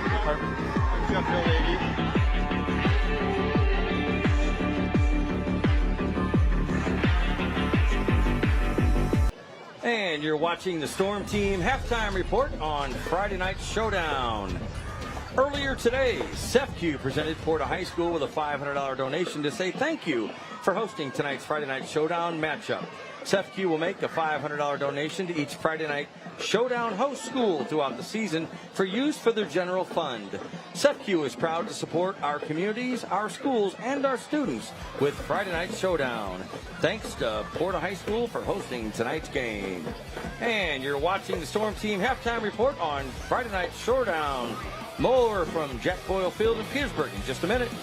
And you're watching the Storm Team Halftime Report on Friday Night Showdown. This week's law offices of Frederick W. Nestler and Associates Scholar Athletes are from Porta High School, Nash Donnan. Nash has a 4.297 GPA and is a two-time Offensive Player of the Year in varsity baseball, earning unanimous Sangamon All-Conference first-team honors. He serves as captain of the varsity golf team and is a member of the National Honor Society and High Honor Roll, while maintaining a strong commitment to community service through mission work. And from Pittsfield High School, Josie McClintock. Josie has a 5.08 GPA and serves as team captain for both volleyball and softball, earning Defensive Player of the Year in softball. Josie serves as National Honor Society president, is a 4-year FSA officer, and was named Saukey Citizen of the Month. She is deeply involved in community service, including blanket making for local hospitals and nursing homes. These students are also eligible to win a $5,000 scholarship to be presented at the end of the season, courtesy of the law offices of Frederick W. Nestler and Associates. They are proud to support and encourage exceptional student athletes across Central Illinois. Congratulations to both of this week's Scholar Athletes, from Porta, Nash Donnan, and from Pittsfield, Josie McClintock. You're watching the Storm Team Halftime Report on Friday Night Showdown. Jays, they'll be in action tomorrow. And you're watching the Storm Team Halftime Report on Friday Night Showdown from Petersburg. Adam, first half highlights. Here we go. We got a lot of them. Pittsfield started off the 2026 season getting the end zone there. Anderson does it himself, bringing the ball down. But then the Blue Jays came back. McAnally into the corner of the end zone to Bryce Davis. And we were all tied up after our first drives. Big play here for the Blue Jays. What a good play. Drew Carter just took it to the house there. I thought he was going to run out of gas there, but this was kind of the big turning point in the first half. It was 4th and about 1.5 there. Nick Merriman gets stopped short, and then after that it's been all Blue Jays, which you can see here the flip again to Davis, and he turns this into a huge run, gets them down into the red zone. Good call, really worked well for them, didn't they? And then take it into the end zone there, the touchdown on the keeper from McAnally. Then McAnally again finds Carter in the corner of the end zone and then brings it in himself. And they get the conversion, and again, thanks to our sponsors. 28-7 here at halftime, Jack Boyle Field. Right now we'll go down to Darren Leeds. Darren, take it away. And that's right. I'm joined by Porta Athletic Director Jeff Hill and Pittsfield Athletic Director Taylor Kaufman. So first question, guys, talk to me a little bit about this first big matchup in the Sangamon Conference this season. Well, it's always tough when you get into Sangamon because we feel that the Sangamon Conference has one of the best small school football conferences in the state of Illinois, and any weekend, any week, they can get beat by anybody. Yeah, I would agree with that. I mean, it's a great conference. We see teams going late in the postseason from this conference all the time, so we're just grateful for the opportunity to compete, and so far it's been good. All right. And so you guys' program went from 24 players to now 50 players. Second round of the playoffs last year. You guys are going to hope to build on that success for this season? Yeah, the kids did a great job in the weight room this year. They're on there every morning. They did 7-on-7 tournaments, and they did everything they needed to do to win football games this fall. It sounds like Pittsfield's kind of going through a little bit of a rebuild for this year. Brand new head coach. Talk to me a little bit about that. Yeah, so it's Coach Barnes' second year with us in the program, but you're right. We're trying to build this thing right from the ground up. Start with culture and make sure our guys are on the same page, doing things the right way, and we know that if we do that, success will follow. All right. Well, good luck to both of you guys this season, and thank you for joining me here during our halftime report. Paul, Adam, back to you guys. All right. Thank you very much. Thanks to the athletic directors. You're watching the Storm Team halftime report on Friday Night Showdown. Appreciate you too. Back with more in just a minute. Showdown presented by Bob Riding's Family of Dealerships. I'm Paul Wappel, along with Adam Anderson and Darren Leeds, our sideline reporter tonight from ABC News Channel 20. And you get a good look at the crowd on hand. 28-7, the Porta Blue Jays with a pretty big lead over the visiting Pittsfield Saukees. Week 1 of the high school football season. And a little warm on week 1. We expected that August 21st, but glad to be bringing you the action and from Jack Coyle Field here in Petersburg. You know, I was talking earlier, we talked about Porta Athletics coming to town. You see they've had multiple Division I cross country runners, and I can't name them all. I'd leave somebody out, but Heather Hollis, Stacy Sullivan, think of them, and tons of all-staters. I think 98 all-staters and 10 cross-country teams for Porta have finished in the top 10 in the state. So what do we have here? Defensive package? We're going to see here some defensive highlights here. Let's see. Here we go. Been a lot of big hits here early on both sides of the ball. Again, that one was stopped Merriman short. A big momentum play. Might not seem like anything, but after that, the Saukees offensive you see here could not do much against this Blue Jay defense. Yeah, they really got to Cody Anderson there as the second quarter went on. So we're just about ready to start the third quarter here on a warm night, but a good night. You have some scores, Adam? Pass along? I've got some to pass along. Okay. At last check, Rochester was down 10-7 to Moline. That game was at halftime. Then to jump around here in the Sangamo Conference, Williams was up 49-7 against Plains. Williamsville scored 35 unanswered points in the second quarter against the Cardinals. So it was a tight one to start with, and the Bullets have blown it open. Aiton's just scored to go up 33-8 against Riverton, and at halftime, Olympia's up 19-7 against Auburn. Some other Central State 8 teams at last check. Jacksonville was down 1 to Jerseyville, 14-13. The exact same score, Normal West over Glenwood, and then Cahokia is up 27-0 over Springfield High down at Memorial Stadium. All right. And here's tonight's Educator of the Game, sponsored by Chick-fil-A from Porta High School. Thank you for your dedication, Shelby Bradley, to your school and your students, and for the difference you make in the lives of young people every day. Tonight's Educator of the Game, sponsored by Chick-fil-A from Porta High School, Shelby Bradley, PE teacher. Thank you, Shelby, for everything you do. Congratulations, and thanks to Chick-fil-A. Hope she hid that from everyone else. That's a hot commodity in Central Illinois. Always a line at Chick-fil-A, always. Except Sundays, because they're closed. Yep. So that's when I'll buy you lunch there. Chick-fil-A Sunday. All right, I've used that a lot. So, all right, we are just about ready, I think, for the third quarter. To start the third quarter at 16, Jacob Hull to kick off for Pittsfield. Number 3, Bryce Davis. Number 15, the Blue Jays with the lead, and they will get the ball here. For the Blue Jays.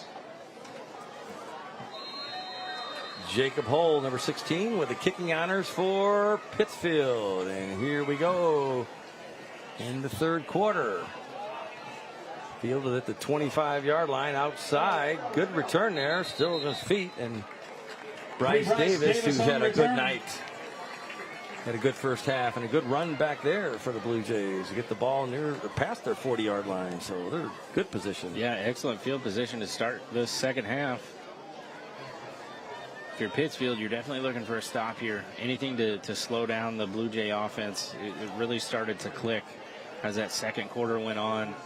And if you're Porta, this is a chance to maybe put this game out of reach and really keep the pedal down and don't let Pittsfield sneak around and sniff around and stay in this football game. We had a lot of penalties in the first half. Both teams. Week 1. But yeah, the Pittsfield can't let Porta play ball control here. It's going to be tough, but see what they do here in the third quarter. Try to get some momentum. 1st and 10, Porta. McAnally hands off. Davis. Check that, O'Brien. No, actually, no. Number 7, Wesley Sampson. Yeah, that's a first carry of the game. just a sophomore. 5-yard gain on the play. Brought down at the 45-yard He's a pretty big body there for a sophomore. Jays. So again, Blue Jays are finding other guys to contribute offensively. 6'3", 195 pounds. Third quarter action from Petersburg.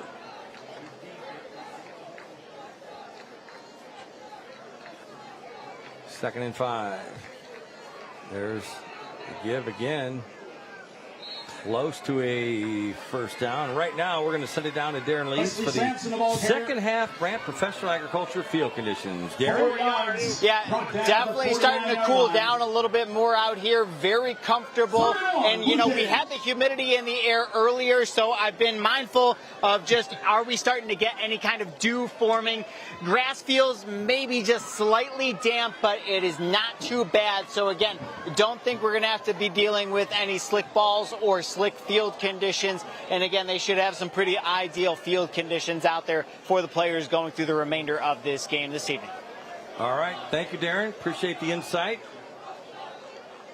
3rd and 1. McAnally under center this time. Second man through. Easily gets the first down. That is a Brant Professional Agriculture first down. O'Brien, the senior, once again with the carry. 6 yards.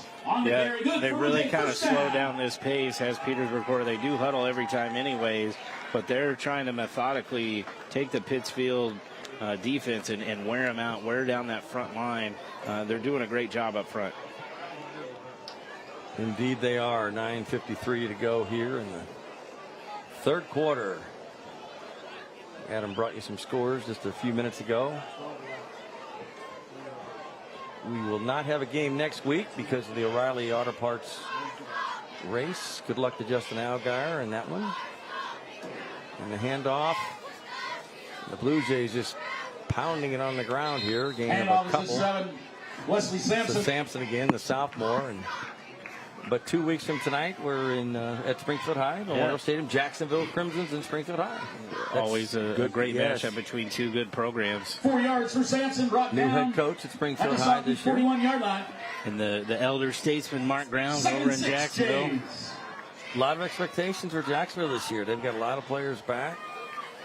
Had a good season last year, but return all their running backs. That's a lot of touchdown and yards that you can't replace. And I'm sure Coach Grounds has got them going. 2nd and 6. McAnally under center. There's the give to O'Brien. Barrels his way. And off the 24, Will O'Brien. To the 34-yard line of Pittsfield. I think he got enough for another first down. You got it. All right. Brant 6 yards for O'Brien, good for another Blue Jay. First down. Not what Pittsfield wanted. Got to be a little bit dejected as Sauke's defense has to be, but still a lot of time to go. Need a turnover or something, maybe get some momentum. Yeah, got to find a way to slow down the Blue Jay offense.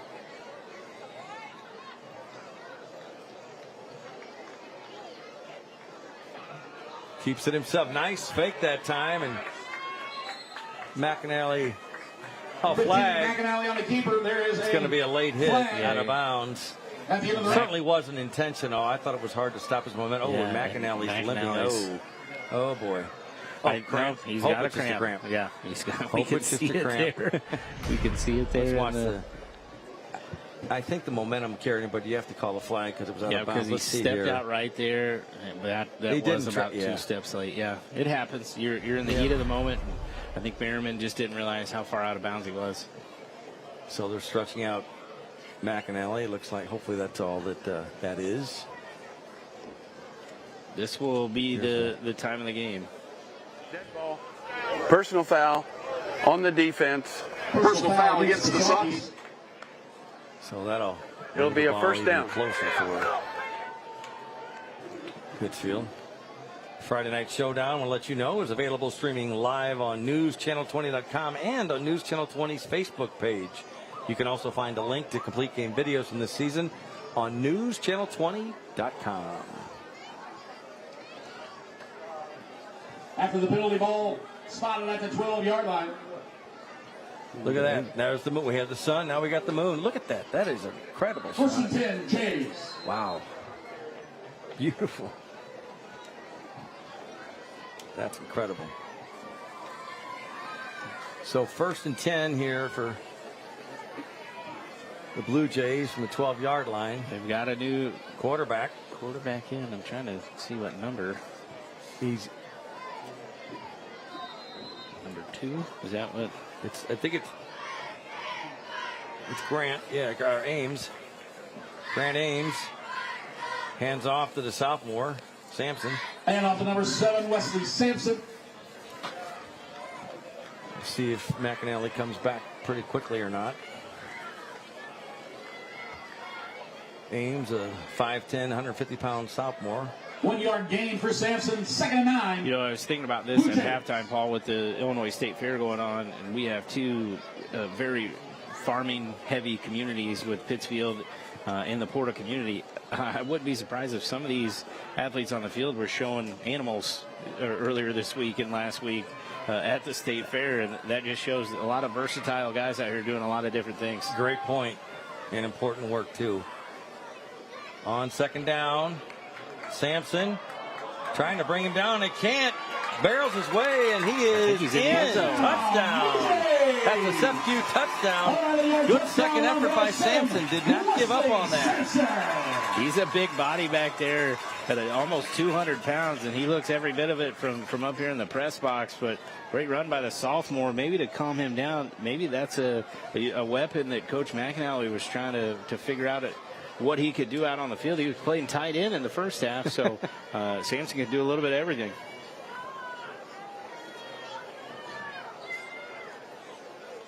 So 34-7 here. Porta's offense clicking tonight.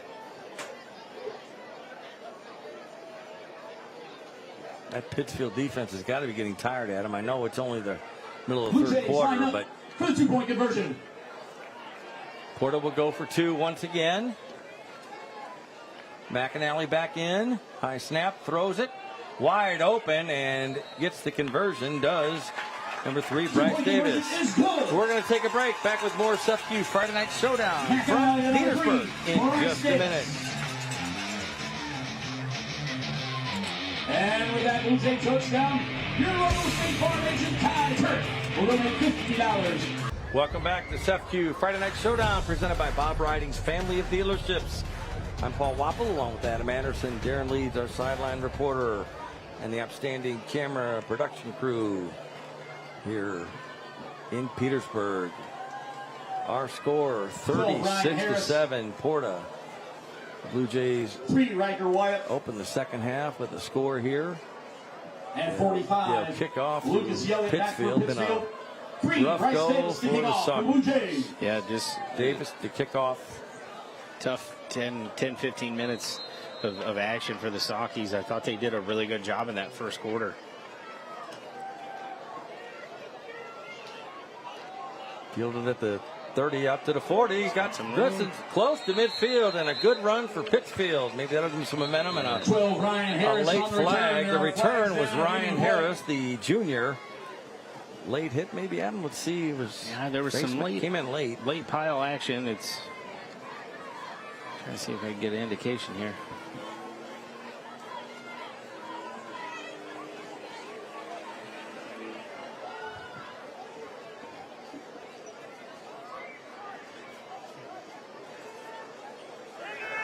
Dead ball. Personal foul on the kicking team. 15 yards. Personal foul, dead ball. So yeah, that'll be another 15 yards. Great starting field position here for Pittsfield. Yes. So I dug deep for some personal foul against the Blue Jays at the end football of the play. History of Pittsfield. So Adam, Pittsfield High School started high school football 1896, 1897. They played 3 games for maybe 3-4 years. Not a lot of teams. This year, 2026, is the 60-year anniversary of the Sockies' IHSA record 64-game winning streak from 1966 all the way through the middle of the 70s. And it's 64-game winning streak. How about that? If you look at the Socky helmets, they have stickers on there commemorating those 64 games. Big pass here on first down and incomplete. That's just a little tidbit for you, but a long history of football for Pittsfield. Anderson's pass falls incomplete. And they've had some great seasons too. Second and 10. Just trying to bounce back. Pittsfield. That's a long time ago. I wasn't even around then. 1896. Wow. All right. Second down now for Cody Anderson in Pittsfield, trailing 36-7.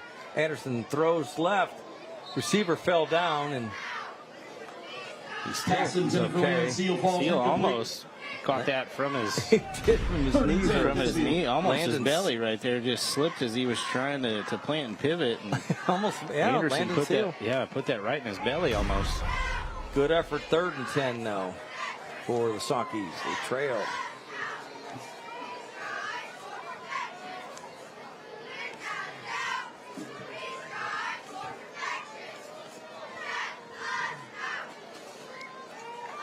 And keeps it himself. He fooled some people. Anderson did. Nice run there. Oh, is he? Maybe a cramp. Yeah. Hopefully that's all it is. It looks like it might be, and see if he stays in. 23 tailed pass. I mentioned he did a nice job there. Mentioned a little bit earlier, this is the time where cramps are going to kick in week 1 because you sat at halftime not moving. That's when that acid starts to build up in your muscles. So don't be surprised if we see a few legs cramping up here as we get into the 3rd and 4th quarter. 1st and 10, Pittsfield. So Brant Professional Agriculture first down for Pittsfield. They're moving the ball on the 25 now of Porta. Anderson in trouble. Gets it away. Receiver slip. Gets back up. Can't hang on to it. Kyler Wassel, the intended receiver. Pass intended for Kyler Wassel falls incomplete. Great job by Anderson, though, to really bring that ball down, fight off a tackle, and then did what he could to get that. He pivoted right on target there for Wassel. I know it wasn't a great-looking ball, but that hits the hand that I'm sure Coach Barnes is wanting him to bring that in. See Lane McAnally getting stretched out again on the sideline. 2nd down here and 10. Once again, the keeper for Cody Anderson. Keeper by Cody Anderson. The junior. Tackle by 23. 6:12 to go here in the 3rd quarter. 1 yard gain, 3rd and 9. Yeah, Pittsfield. not much there. There you go, McAnally getting stretched out.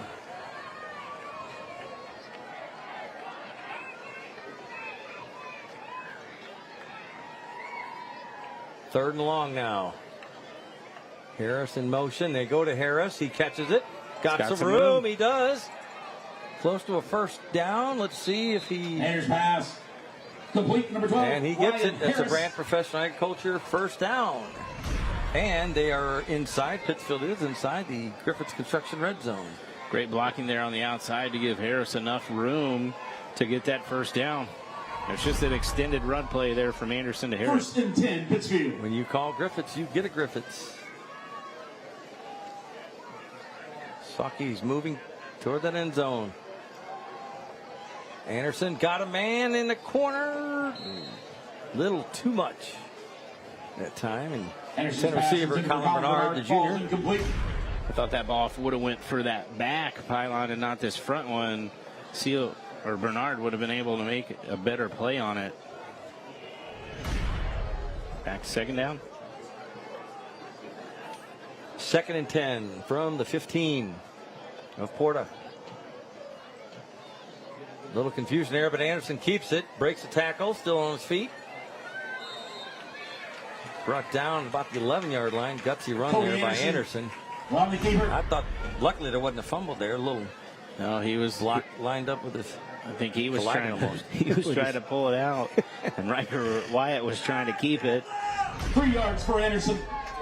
3rd and 7, Pittsfield. 3rd down, 7 to go. Pittsfield needs a touchdown in a big way. Keeps it himself. It's going to run. He's going to make it in, maybe. Jumps. No, not quite. Let's see. I think he's going to be at the 1. Oh, at the 1. Oh, he landed awkward. He's good. Nice gutsy run there. Cody Anderson on the run. to the one. It was a called quarterback draw there. And anytime you leave your feet like that, you're first and goal. You're playing with fire, but great run there by Anderson. Let's see if he can sneak it in the end zone. Brand Professional Agriculture first down, first and goal from the one, and the signal, he's in. Touchdown. Sefcu touchdown for Pittsfield. Just what the doctor ordered. And Cody Anderson earned that one. Touchdown. Absolutely. It was all Anderson that whole drive with his arm and mainly with his legs there. That's the athlete that Coach Barnes has been talking about in the preseason. He's giving him some confidence here. See that 64 on the right side of the helmet to good call to Adam. commemorate the winning streak. Sakis will go for 2. Here with 4:26 to go in the third quarter. Sakis lined up for the 2-point conversion. Anderson looks to throw. No, he's going to keep it himself. Worked last time. He's in. He's tough. Give it to him every time. There's going to be a flag on the play. Flag on the play. The conversion was good. We're going to get 2 flags. Yeah. 2 flags. A little extracurricular. Let's see what that's all about.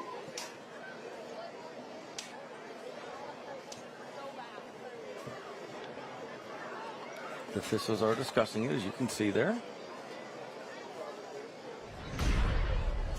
See if you can see anything, Adam. Let's see. No flag. I think something was said, and I think you're going to get extracurriculars on both teams here, so I think it's going to offset.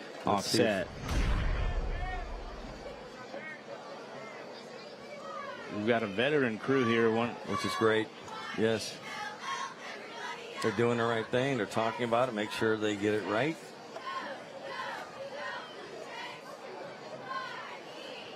Here with 4:26 left in the third quarter over Jack Coyle Field in Petersburg. So, see if it's offsetting or not.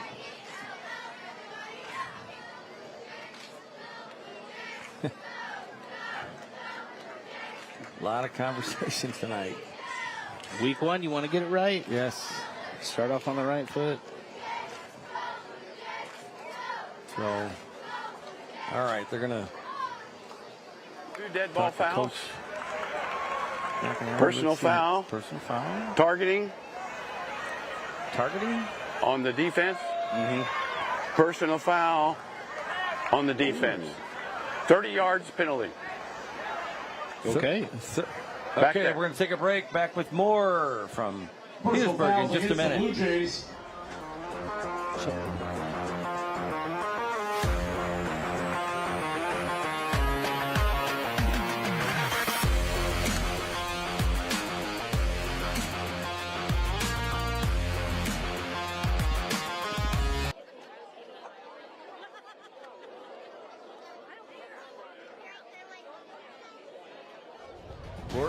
Welcome back to Sefcu Friday Night Showdown, presented by Bob Riding's Family Dealerships. Paul Wappel, Adam Anderson, Darren Leeds. Adam, explain that to me if you would, because there were 2 personal fouls, both on Porta.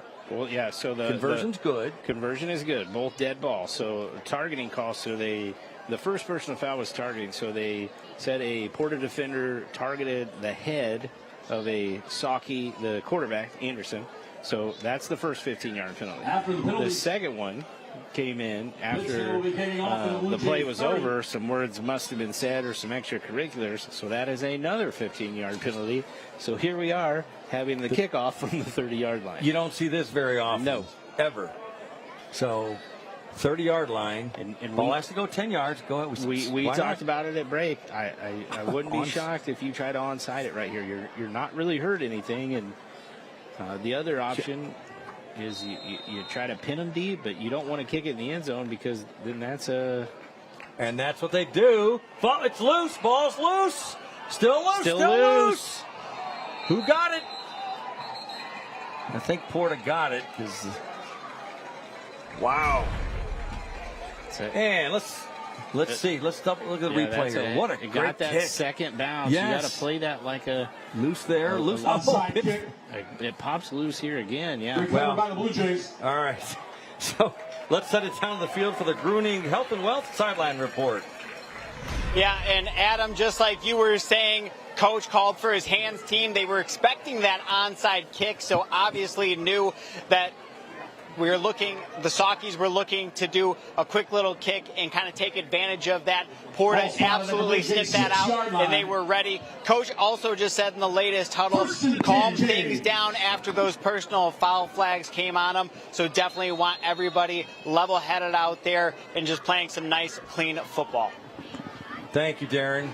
Yeah, because like you said, Adam, you're no hurt, no harm, and look where they have the ball. I mean, the Blue Jays are backed up, so an opportunity for Pittsfield if their defense can come up big here and get a stop.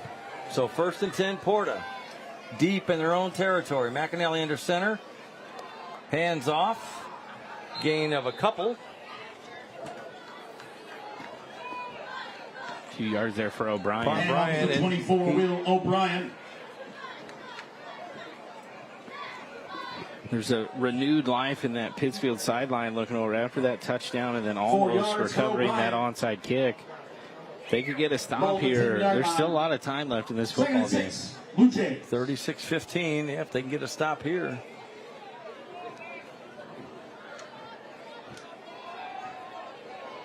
Second and 6 from their own 10-yard line. Man in motion, that's who it goes to. The man in motion, Drew Carter. Watch out!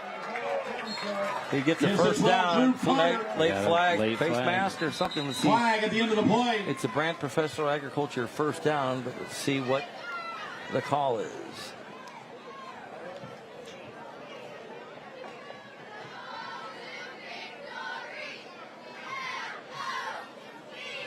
Wonder if it was a face mask. Well, the chains are moving, so it's got to be on the Pittsfield defense. Personal foul, face mask. It was a face mask, so on the defense. 15 yards. Another 15 yards, so not what the Saukees wanted, but first down and 10 to go for Carter. 15 on the penalty, ball spotted. Ball moved to their own 40-yard line. 36-15. If you just joined us, Porta leading Pittsfield. McAnally under center. Last man through is O'Brien again, and boy, look out. First down across midfield into Pittsfield territory. Brant Professional Agriculture, first down. Brant, our first down sponsor all season long. Just a double dive play there by the Blue Jays. What that means is O'Brien's the second man through that hole. Great play, great job up front by Porta to give him enough room. Will O'Brien's had a great night carrying the football. Can there be a triple dive or just double dive? Well, if the quarterback would keep it, technically. Okay, just that asking. would be a triple dive. I'm just asking. All right, 2:52 clock running here in the third.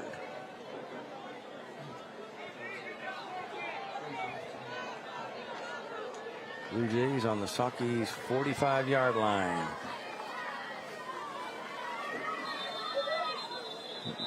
Flag, why not? Yep, think you're going to get a false start. Dead ball. False start. False start on the offense. 5-yard penalty. Repeat the down. Adam, 64-game win streak for Pittsfield. We talked about that a long time ago. But basketball, college basketball, UCLA had I think it was 64-game win streak. Notre Dame broke it. Yep. I was watching that game, actually. I was just a little kid, and like, wow. But I don't think you'll see that in college basketball or high school football again. 64 games is a lot. My goodness. I mean, think about the runs that Derek Leonard had in the consecutive state titles, but it was never undefeated teams. That's something that's very hard to do. 1st and 15 now. There's the quick give to Davis. Gives the number 3. It's to the 45-yard line. Pretty good pickup that time. Yeah, that's the first time, though, that Pittsfield has done a good job of covering reading that type of quick pitch. Yeah. I agree. I don't know if he's got a cramp or not. 2nd and 11, Jays. So 2nd and long now for Porta.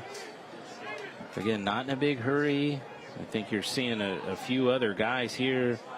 The cramping is kicking in. I think Petersburg's going to take their time and make sure they're, again, comfortably in the lead right now, but don't want to let Pittsfield back into this game. 2nd and 11 for Lane McAnally and the Jays. Gonna throw. He does. A little high. Oh, it's picked. Picked off. Saukeys get a turnover. How about that? Just what the doctor ordered.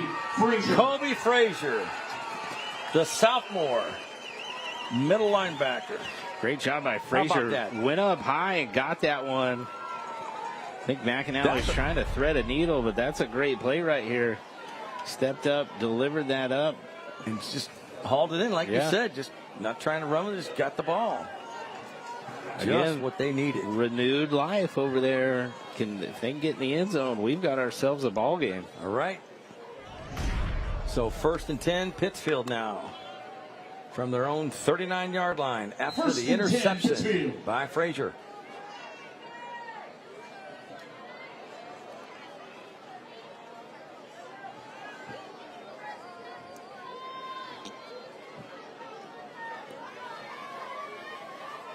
Throw to Harris. Incomplete. Harris was in motion. Anderson pass intended didn't for work. Harris. Falls incomplete. Not sure what happened with that ball with Anderson, but that came out all sorts of funky. Yes, it did. So that was crazy. That makes it tough to catch something like that.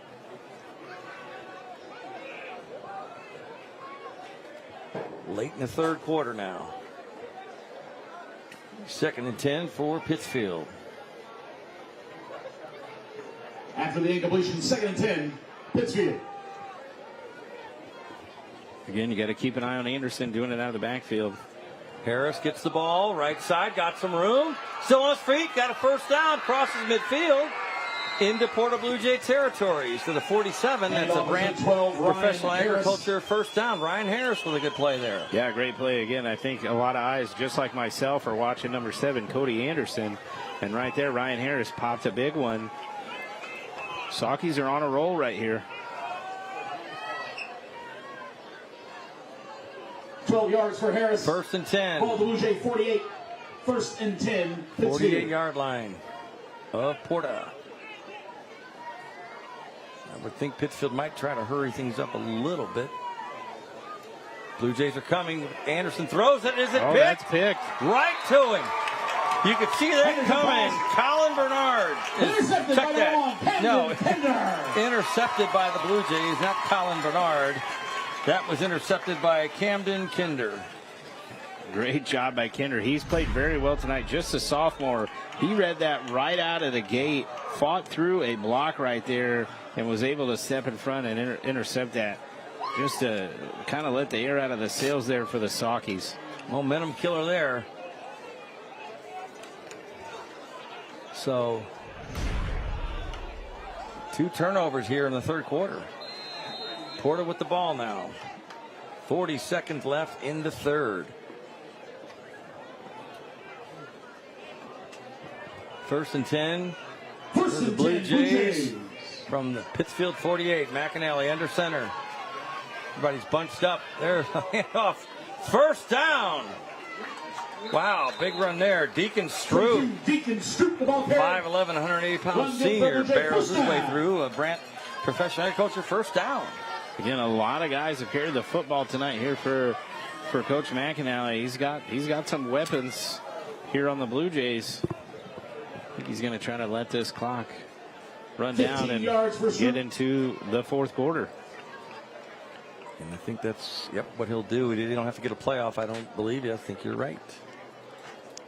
And as the 3rd quarter comes to a close, Blue Jays 36. So that will do it here after 3 quarters at Jack Coyle Field in Petersburg. The Porta Blue Jays 36-15. We'll take a break. Back with more from Petersburg in just a minute.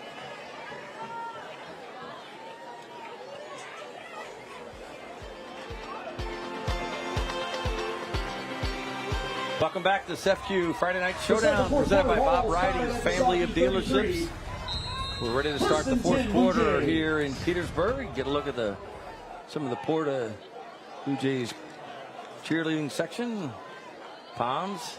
Porta with the ball and a commanding 36-15 lead. 1st and 10. Inside handoff. Line, but look at that. Oh boy, they better catch him there. May not. Will O'Brien. Touchdown. Porta. The SFU touchdown. Boy, that looked easy, didn't it? Yeah, just an inside counter play right there to O'Brien, who's had a really great night for the Blue Jays. Just faking that pitch, and it's coming right underneath. So many different looks and plays that the Blue Jays can throw at you, and so many guys that can catch the football and run the football.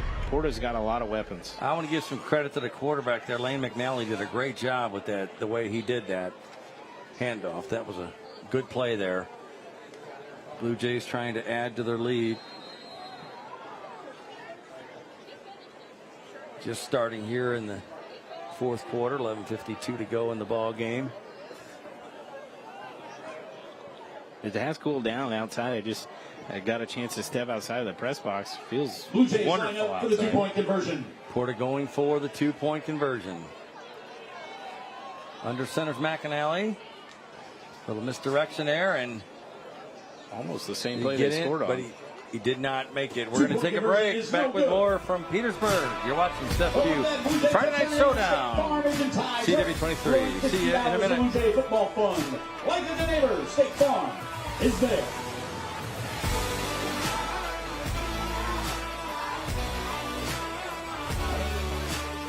Welcome back to SFU Friday Night Showdown, presented by Bob Riding's Family of Dealerships. Porta Blue Jays have scored again. They lead Pittsfield 42-15. Blue Jays will kick off once again to Pittsfield. Pretty good kick. Fielded at the 20-yard line. Bobble has it now. Still on his feet for Pittsfield. Pretty good run back. Close to the 40, and that's Riker Wyatt. For the Suckies, they lead some scores in a hurry. 42-15. Our score. Tackle made by number 5, Kanan Philbright. I'll tell you what, if the Blue Jays had questions about their offensive line, they're being answered so far tonight, I think, Adam. Yeah, they've done a really good job.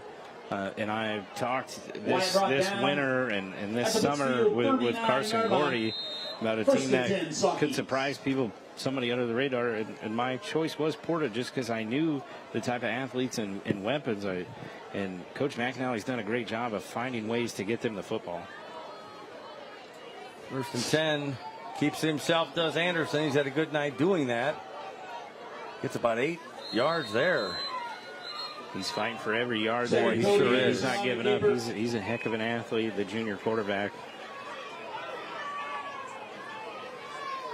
Of course, we'll have a player of the game afterwards. A lot of candidates, way too early to tell. Pittsfield. On 2nd and short from their own 46. Anderson with the handoff. Going wide right. Got some room. 1st down. Out of bounds at the 42-yard line. And a good carry by Harris that time. Ryan Harris again. Another brand professional agriculture first down here for the Saukies.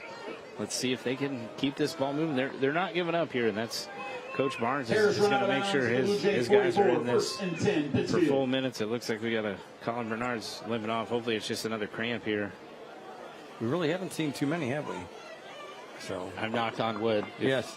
Folks at home can hear me. Last year at Pleasant Plains, we saw enough for 2 years. First and 10 from the 44 of Porta. Anderson with a nice delay. Keeper there. Going 1st down.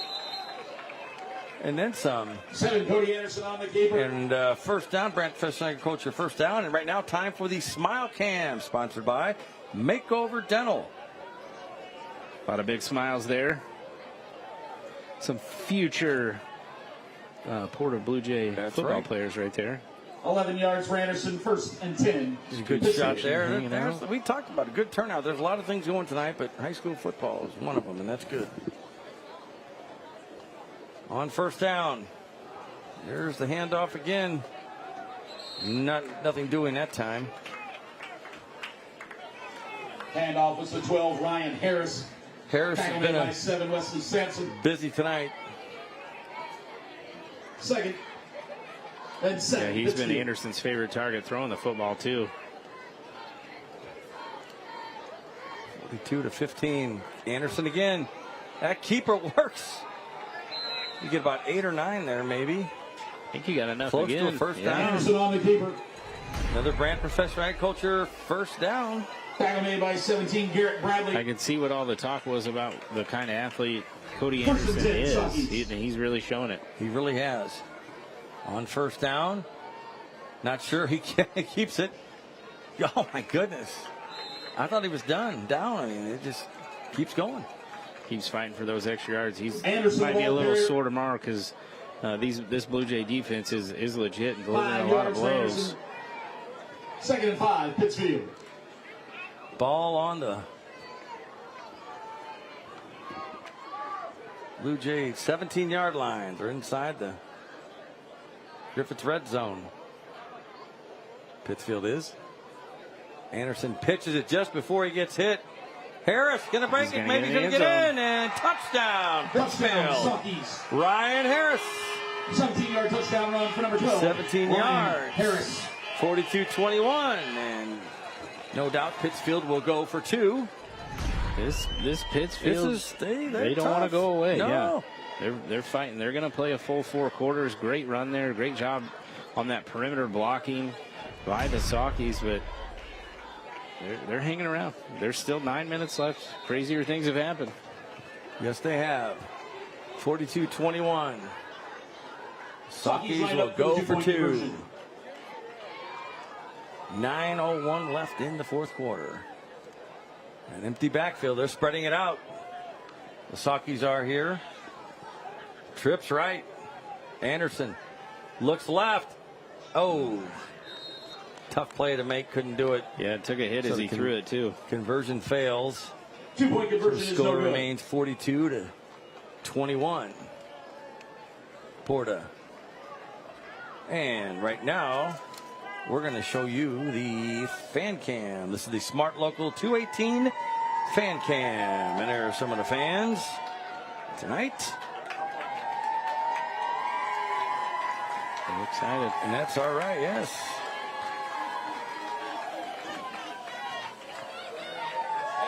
So I think we did this last time for some of our viewers who may not know what Porta stands for. So Porta is Petersburg, Oakford, Rock Creek, Tallulah, and Atterbury.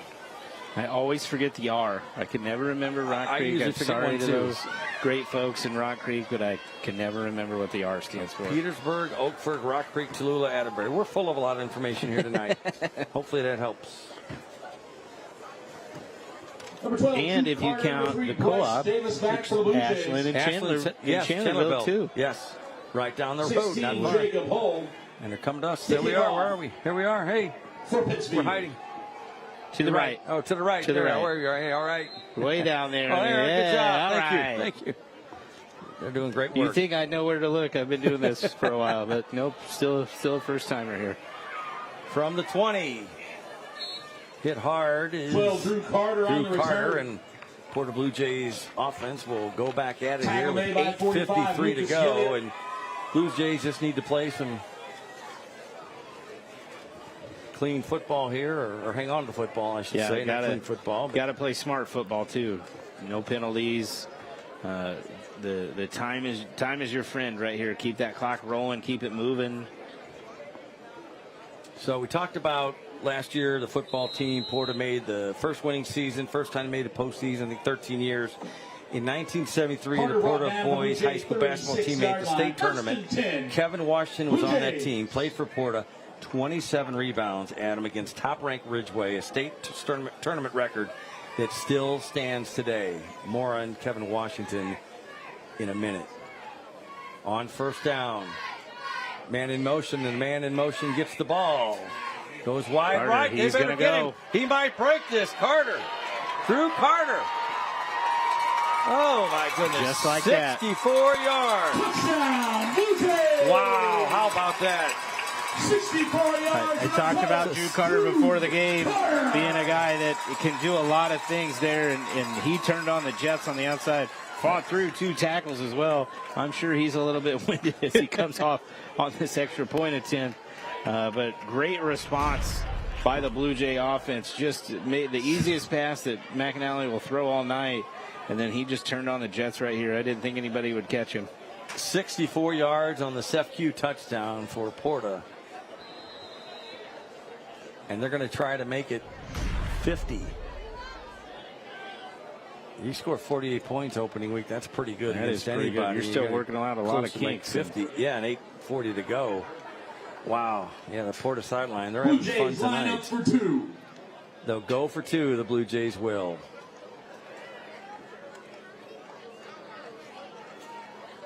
And they go get it easily. On the keeper, Tremaine McAnally. Easily, yeah. Great job by McAnally. Wow. He And with that Blue Jay touchdown, 50 to 21. 50 to 21 score. 71 points scored in week 1. I would have not bet that. State Farm is there. Still 8 minutes to go. And I want to thank Jimmy John's for providing tonight's meal for the crew. That includes us, Adam. Look at the boys down in good the stuff. truck. It's all gone. Thanks to Jimmy John's, the sandwich of sandwiches. Yeah, JD had 2 at least. Yeah. You got the box. Jeff Kaufman, the whole crew down there. Thank you guys, men and women, for what you do. Great job. A little cooler in that truck than up here, but that's all right. It's all right. They need to. They need it. They work hard. They do. No, thank you, and thanks to Jimmy John's. So the rest of Kevin Washington, kind of a sad story, but what a great guy. 1983, Kevin Washington tried to save a boy from drowning in the Sangamon River, and tragically Kevin and the boy drowned. Each year, a Porta High School graduate receives the Kevin Washington Scholarship in Kevin Washington's memory. So Kevin Washington, local hero here, and still holds a record, 27 rebounds in a state tournament basketball game. And Ridgeway won the state title that year. That's who Porta lost to, 1973. Pittsfield with the return. They're not going to go down easily here. All the way out to the 34-yard line. 7, Cody Anderson on the return. Anderson, quarterback. Yeah, why not? He's tough. He is tough. Tackle by 23, Caleb Cass. Paul, I don't think I had 27 rebounds in my 4 years of high school basketball, so it's an amazing stat to have. It truly is. Now, and that was a 2-class system back then. It was much tougher. Much tougher. Yes. So I can remember coming over here to Petersburg. They used to host the sectional for 1A, and a lot of great basketball played in that gym over there. Yes, indeed. Shout out to head basketball coach Stephen Price. Him and I both Tri-City Tornado alums. All right. And some more 35, Nick Merriman. Players.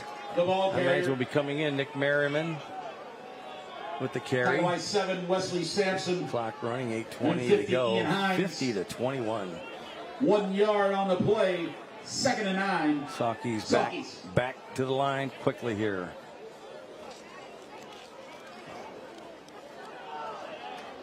Great job that time. Boy, Porter's right there. Sampson right there making a big play defensively now. Now, as we got through that drive where Sampson scored the touchdown to start the third quarter, I quickly realized I went to college with his parents. He's got 2 college athlete as parents. I could see where he gets his height from because they're both very tall as well. Oh, loose ball. Porta got. I think it's. I thought number 1 had it. He didn't have it. I thought he did too. I thought Kinder was in on it. That would have been his second turnover there tonight. The interception earlier. Shout out to the PA announcer tonight, Neil Guernsey. He knows everything about Petersburg. Porta, great guy. 4th and 15. Great guy. Pittsfield. He's the girls' golf coach here.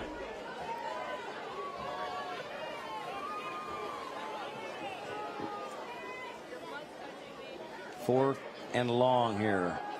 Back to throw Anderson. Everybody's coming at him. Complete. Screen pass. Needs a way to go. Harris still on his feet. Oh, that's going to be an easy 15. There's your first down. because the whistle was blown too. So, Passes complete to number 12, Ryan. sad part is he was about 4 yards There's a short. flag at the end of the play. So that's going to be first down. Watch this. That was a tough run there after the catch. And right there, I thought he was down, and then the whistle was blown right here, and then the play just continued. So unfortunate, because a little momentum, carry, heat of the moment, but 15 yards.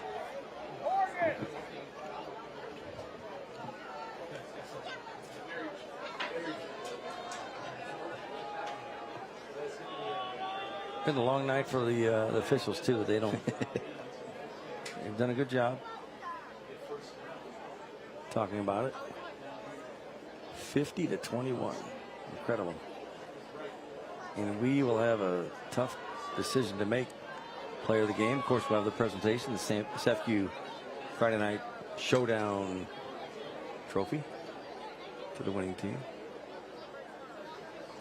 We're not there yet. Any other scores, Adam, we can pass along? It looked like Jacksonville did pull up a tight one over Jerseyville, 34-27. Actually, I think they're picking up the flag, and they're going to say the momentum was not a penalty. I'm sure Coach Barnes is going to be upset. Wow. So that will be Peter Porta AC ball. Since it was a dead ball, it's 15 yards. But then it'll be blue ball because White did not reach the line to gain. Okay. Because it was fourth down? All right. Dead ball. Dead ball. So the play, you were 3-4 yards short. So since it's fourth down, dead ball. So that means Porta has the ball. So then it's 15 yards backwards from there. All right. You don't get the automatic first down or anything like that. Good job. Good. That's good. For you ladies and gentlemen at home with your referee bingo cards, we've had some amazing calls that you don't expect here in week one. I've had to use my brain a little bit more on a lot of these. That's good. But great job to our crew out there. They're seeing it all tonight.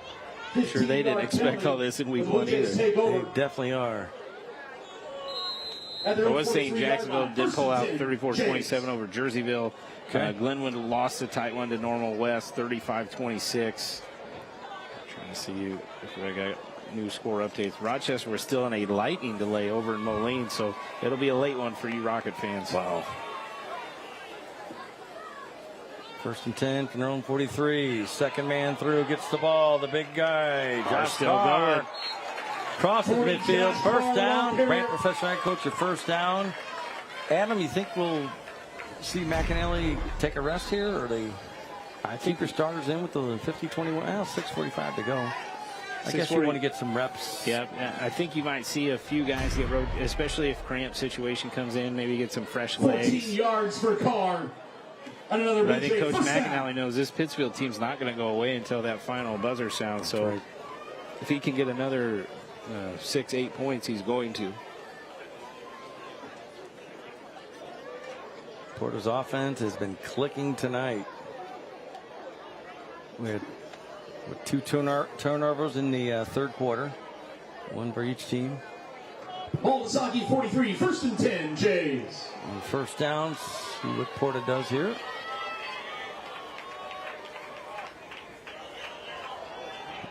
Good handoff, good run there.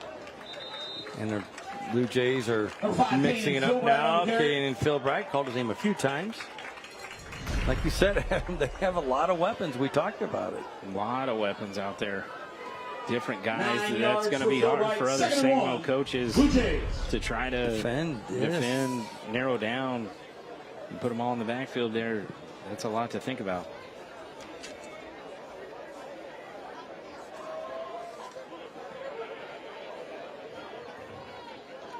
Second and 1.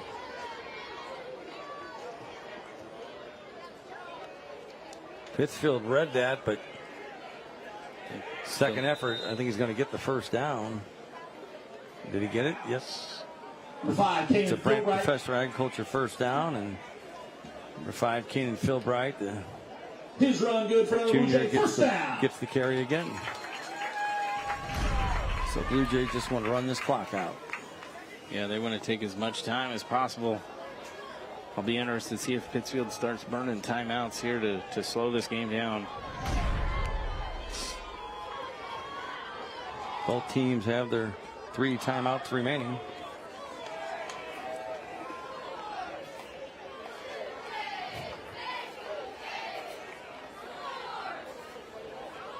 McAnally keeps it, goes wide left, and good stop by the Sockies defense there at the 35, loss of 1 on the play. And nothing real hurt there on that play. McAnally did kind of slip and fall, but tried to stiff arm, didn't work. So next Friday we won't have a game because CW23 will be carrying the O'Reilly Auto Parts race. Justin Allgaier, Riverton native and sponsored by Brandt, will be racing, and playoff time coming up. I will be at the Salvation Army watching some 5th grade volleyball. Go Ice Queens out of the Williamsville Sherman area. All right. My daughter's team. And hopefully I can sneak over to Rochester, Batavia if I'm being. Oh, that'd be good. That'd be good to do. Yes. There's the quick flip again to Drew Carter. We've seen that work a few times tonight.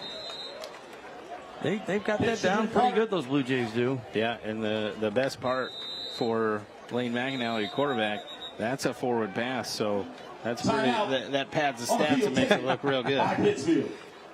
Pittsfield takes a timeout. You were wondering about that, and they take one here with 3:51 to go, and that is a Woods Basement Systems timeout. You have a wet basement, bowing or cracked walls, sinking concrete, or a nasty crawl space. There's only one local company to call: Woods Basement Systems. Only we have been helping homeowners in Missouri and Illinois since 1986 with over 2,600 5-star reviews. Don't wait to fix your home. Join over 140,000 customers who'll tell you, when it comes to your home's problems, there's only one company to call: Woods Basement Systems. And there's a great shot. And tonight at 10:15, make sure on ABC you join us for the Friday Night Showdown recap.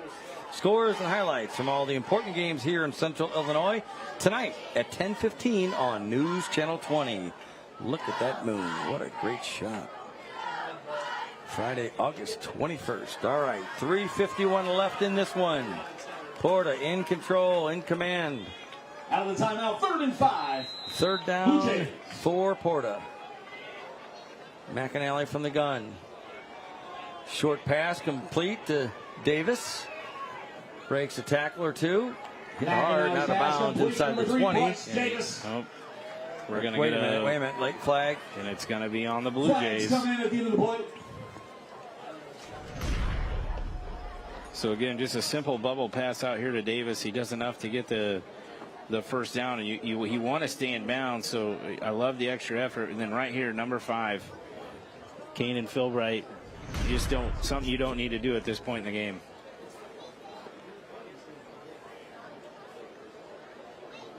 Down to 3:40 to go. Because not only does that stop the clock, but that's also going to get here it is, 15 yards the other way.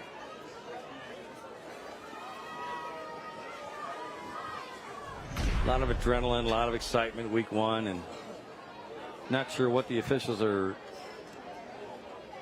talking about. Yeah, I guess we're trying to see where maybe the ball goes after the penalty.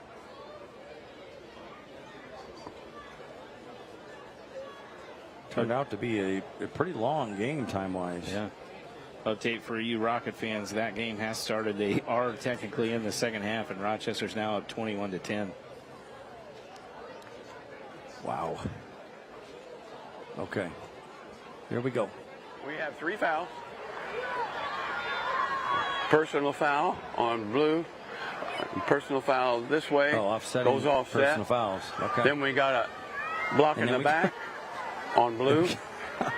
And that will be addressed 10 yards. Porta, so that'll be the penalty that will be taken. You know, you expect, oh my goodness. You expect a few penalties in week 1. Again, the adrenaline, you've been practicing, practice, you can try to call out penalties, but you get away with more stuff in practice than you do anything else. So I'm not super surprised by the penalties we've had. Now, we've had some interesting ones. So yes, it's extended this game a little bit. But that's always a big talking point from week 1 to week 2, and it usually kind of corrects itself on its own. 50-21, Porta and Pittsfield, Sangamo Conference season opener for both teams. After it's all sorted out, A lot of big scores in the Sangamo tonight.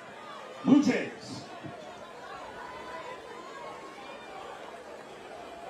Clock running, 3rd and 5 now. McAnally to throw. Goes deep. Interference, no doubt about it. Intended receiver Will O'Brien. You surprised the Blue Jays are doing this late in the game, throwing the ball like yes. that? Starting quarterback. Yeah, and I get that it's 3rd and 15, 16 right at this point. But you're up 50-21. The clock's on your side. On the defense. I would think you can. You're in 4-down territory, in my opinion, anyway. So 2 plays to get a first down there. Now it worked out in their favor. And that will be a first down. That pass interference, but I am surprised they're putting the ball in the air. So 1st and 10, Blue Jays. To Brant Professional Agriculture, first down.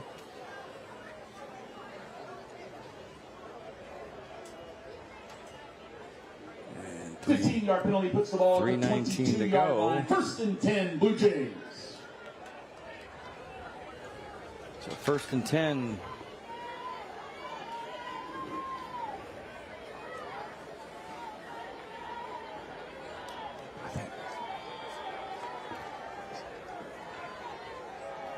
First and 10.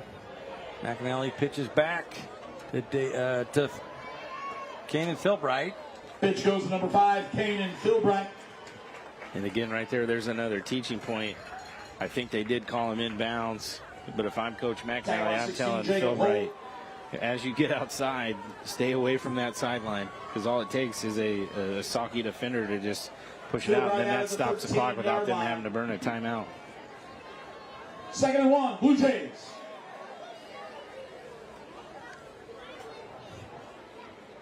As you see, they're 2:43. gonna bleed the clock here. Smart move, but don't give Pittsfield any hope by getting out of bounds on your own. Incomplete pass, penalties, things of that nature.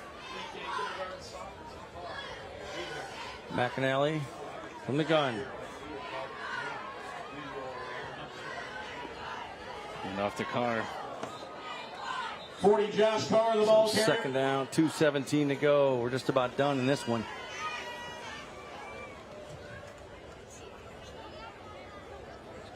So 21. Carr down at the 9-yard line. 50. Sucky's trailing. 2 minutes to go in this one. Clock continues to run. Just a matter of time now. Porta's going to win this one. Their opener here at home. Always like to do that, especially the first game. Adam, I guess we didn't talk really too much about the new playoffs, the format. Yeah, it's expanded. Yes. So went from 36 to 48 teams, so 12 more teams are going to get in. What's that mean is you could be 3 wins and be in the playoffs this year. That's why we're starting a year earlier than we've ever A week had. earlier. Yeah, a week Not earlier. a year. Oh, my yeah, gosh. Week earlier. Flag in the end zone. I think you're going to delay a game. Yep. Oh, boy. Okay. No harm. Delay a game means losing. So more teams will make the playoffs. There'll be a bye week for the top teams. For you're undefeated and a few one-loss teams, and then it'll kind of play out from there. The season will end at the same time. The state tournament, state finals. The IHSA is really protective of that. They want to keep it on that Thanksgiving weekend. Now there has been talks of, because of the snowstorm that we had last year, of maybe extending it out, not playing so many games, 4 games on each day. It is a lot, and it's easy to get off track. So maybe doing 2-2-2 or 3-3-2. I don't know how they're going to work it out, but Phil Bright with the carry, because the East St. Louis game was pushed. Was pushed to Monday Monday. or 2 Yeah, Monday it was pushed to Monday. last season. Yes, last year. It was a brutal snow and cold that day they were supposed to play. So maybe one more play here, Adam, and that's just about probably going to do it for week 1. And again, we'll have this FQ Friday Night Showdown Champions Trophy to winning team and a player of the game. And I think McAnally just will take a knee here. Let the clock run down. So this is the last play of the game. He takes a knee, and that's it. Lane McAnally takes a knee. Time will run out on Pittsfield. Blue Jay fans got to be happy with how they played in this game. And the final from 50-21. Blue Jays. The Porta Blue Jays win their opener here at home. They beat Pittsfield. They really dominated here in the second half. Right now, we'll take a break. Back with more from Petersburg in just a minute.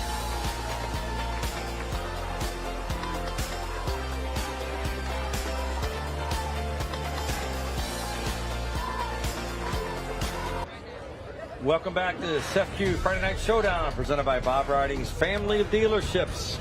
Right now, we're going to show you tonight's freaky fast play of the game, brought to you by Jimmy John's. Here it is, Adam. Drew Carter, we talked about him in the pregame, just busted out a huge 64-yard TD run right there that kind of blew open this second half. Drew Carter with our freaky fast play of the game. And that certainly was. And tonight's player of the game, brought to you by the Orthopedic Center of Illinois, is none other than number 15 for the Porta Blue Jays, Lane McAnally, the quarterback. He had 3 passing touchdowns tonight, 2 rushing touchdowns. Was a key cog on the defensive side of the ball.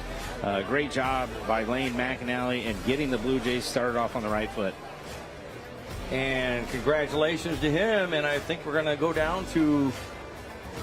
Not yet. We're not going to go Darren Leeds yet, but Darren is ready to go. I can see him out there. He is ready because we're going to present he's going to present the FQ Champions Trophy to the deserving Porta Blue Jays. They really played well, Adam. They really did, especially that second half, didn't they? Yeah, they came out. I'm impressed by Pittsfield. They didn't stop. They didn't slow down. Faced a tough Porta Blue Jay team, who I think is going to be. A team that surprises maybe an Olympia or Williamsville, a Maroa Forsyth and Athens. This is a team you have to watch here for the rest of the 2026 season. Like we said, next week we'll be off. CW23 will carry a O'Reilly Auto Parts race. And the next game, you're going to see it here, is 2 weeks from tonight. The next FQ Friday Night Showdown, presented by Bob Riding's family of dealerships, in 2 weeks, will be at Memorial Stadium in Springfield as the Springfield High Senators take on those Jacksonville Crimsons. Always a good game. Friday, September 4th, right here on CW23 at 7 o'clock. And, of course, we'll have the preview show on CW23, 6:30 that night, live with Ryan Bridges and Darren Leeds and everybody else. And that Springfield High Jacksonville game should be a good game. Jacksonville really tough. They won a close one tonight. Yeah, won a close one tonight. Springfield was down to Cahokia, but that's a really good football team. And Springfield High, again, trying to replace a lot of key cogs, especially offensively. So I'm sure they're working through things. But that's always a tough matchup. Those are 2 teams that we've seen before on Friday Night Showdown, and it's always a great game. Always great to show Memorial Stadium, too. They did a great job a few years ago renovating that, and it looks outstanding. It's a great facility now, much improved, and Springfield High and Jacksonville, that should be a good game. It'll be worth tuning into, guaranteed. And the Porta Blue Jays win tonight, 50-21, our play of the game, with Lane McAnally, the quarterback, whose dad is the coach for Porta, and they looked really well. Right now, down to Darren Leeds with the Orthopedic Center of Illinois, with the Orthopedic Center of Illinois player of the game, right? That's right, Paul and Adam. I am here with the Porta Blue Jays player of the game, Lane McAnally. 3 passing touchdowns, 2 rushing touchdowns. What does this statement in week 1 mean to you? Oh, it feels great. We did this as a team. It wasn't me. It wasn't any one person. It was an entire team. New line out there tonight. Last year we had a whole senior line, and we had a guy step up amazingly, and it was great. It was really great. And guys played great on defense. We came out slow, but we got our stuff together, and now we're on to week 2. All right, thank you very much. And Coach, how does it mean to you? You guys, put up 50 points today. Doesn't really seem like there's too many kinks to work out. Maybe there's some. What do you think? I think there's probably more kinks than what you think there is. We were just talking about the fundamentals and what we got to clean up for week 2 to make ourselves a better football team, make ourselves more efficient, and be the team that we want to be. Okay, and 1-0 in the Sangamo Conference against a conference rival. Also a big important thing for week 1. Oh, definitely so. All right, all the jitters you have in week 1, not knowing what you're facing going into week 1. I'm glad that's over with, and we're definitely looking forward to Olympia. All right, and of course we've got our trophy presentation here for you, Coach, and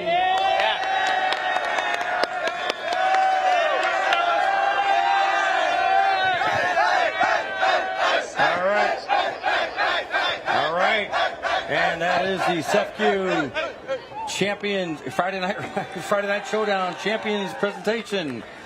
I'm Paul Wapple, Adam Anderson, Darren Leeds, and on behalf of the whole crew, thanks for joining us here. Adam, it's been fun. It's been great. I'm happy to be back here. It feels like home anytime I'm in a booth next to you. Just wish we didn't have to wait 2 weeks, but we will see you September 4th. That's right, 2 weeks. Jacksonville and Springfield High Memorial Stadium. That's it from Petersburg. Good night from Jack Coyle Stadium.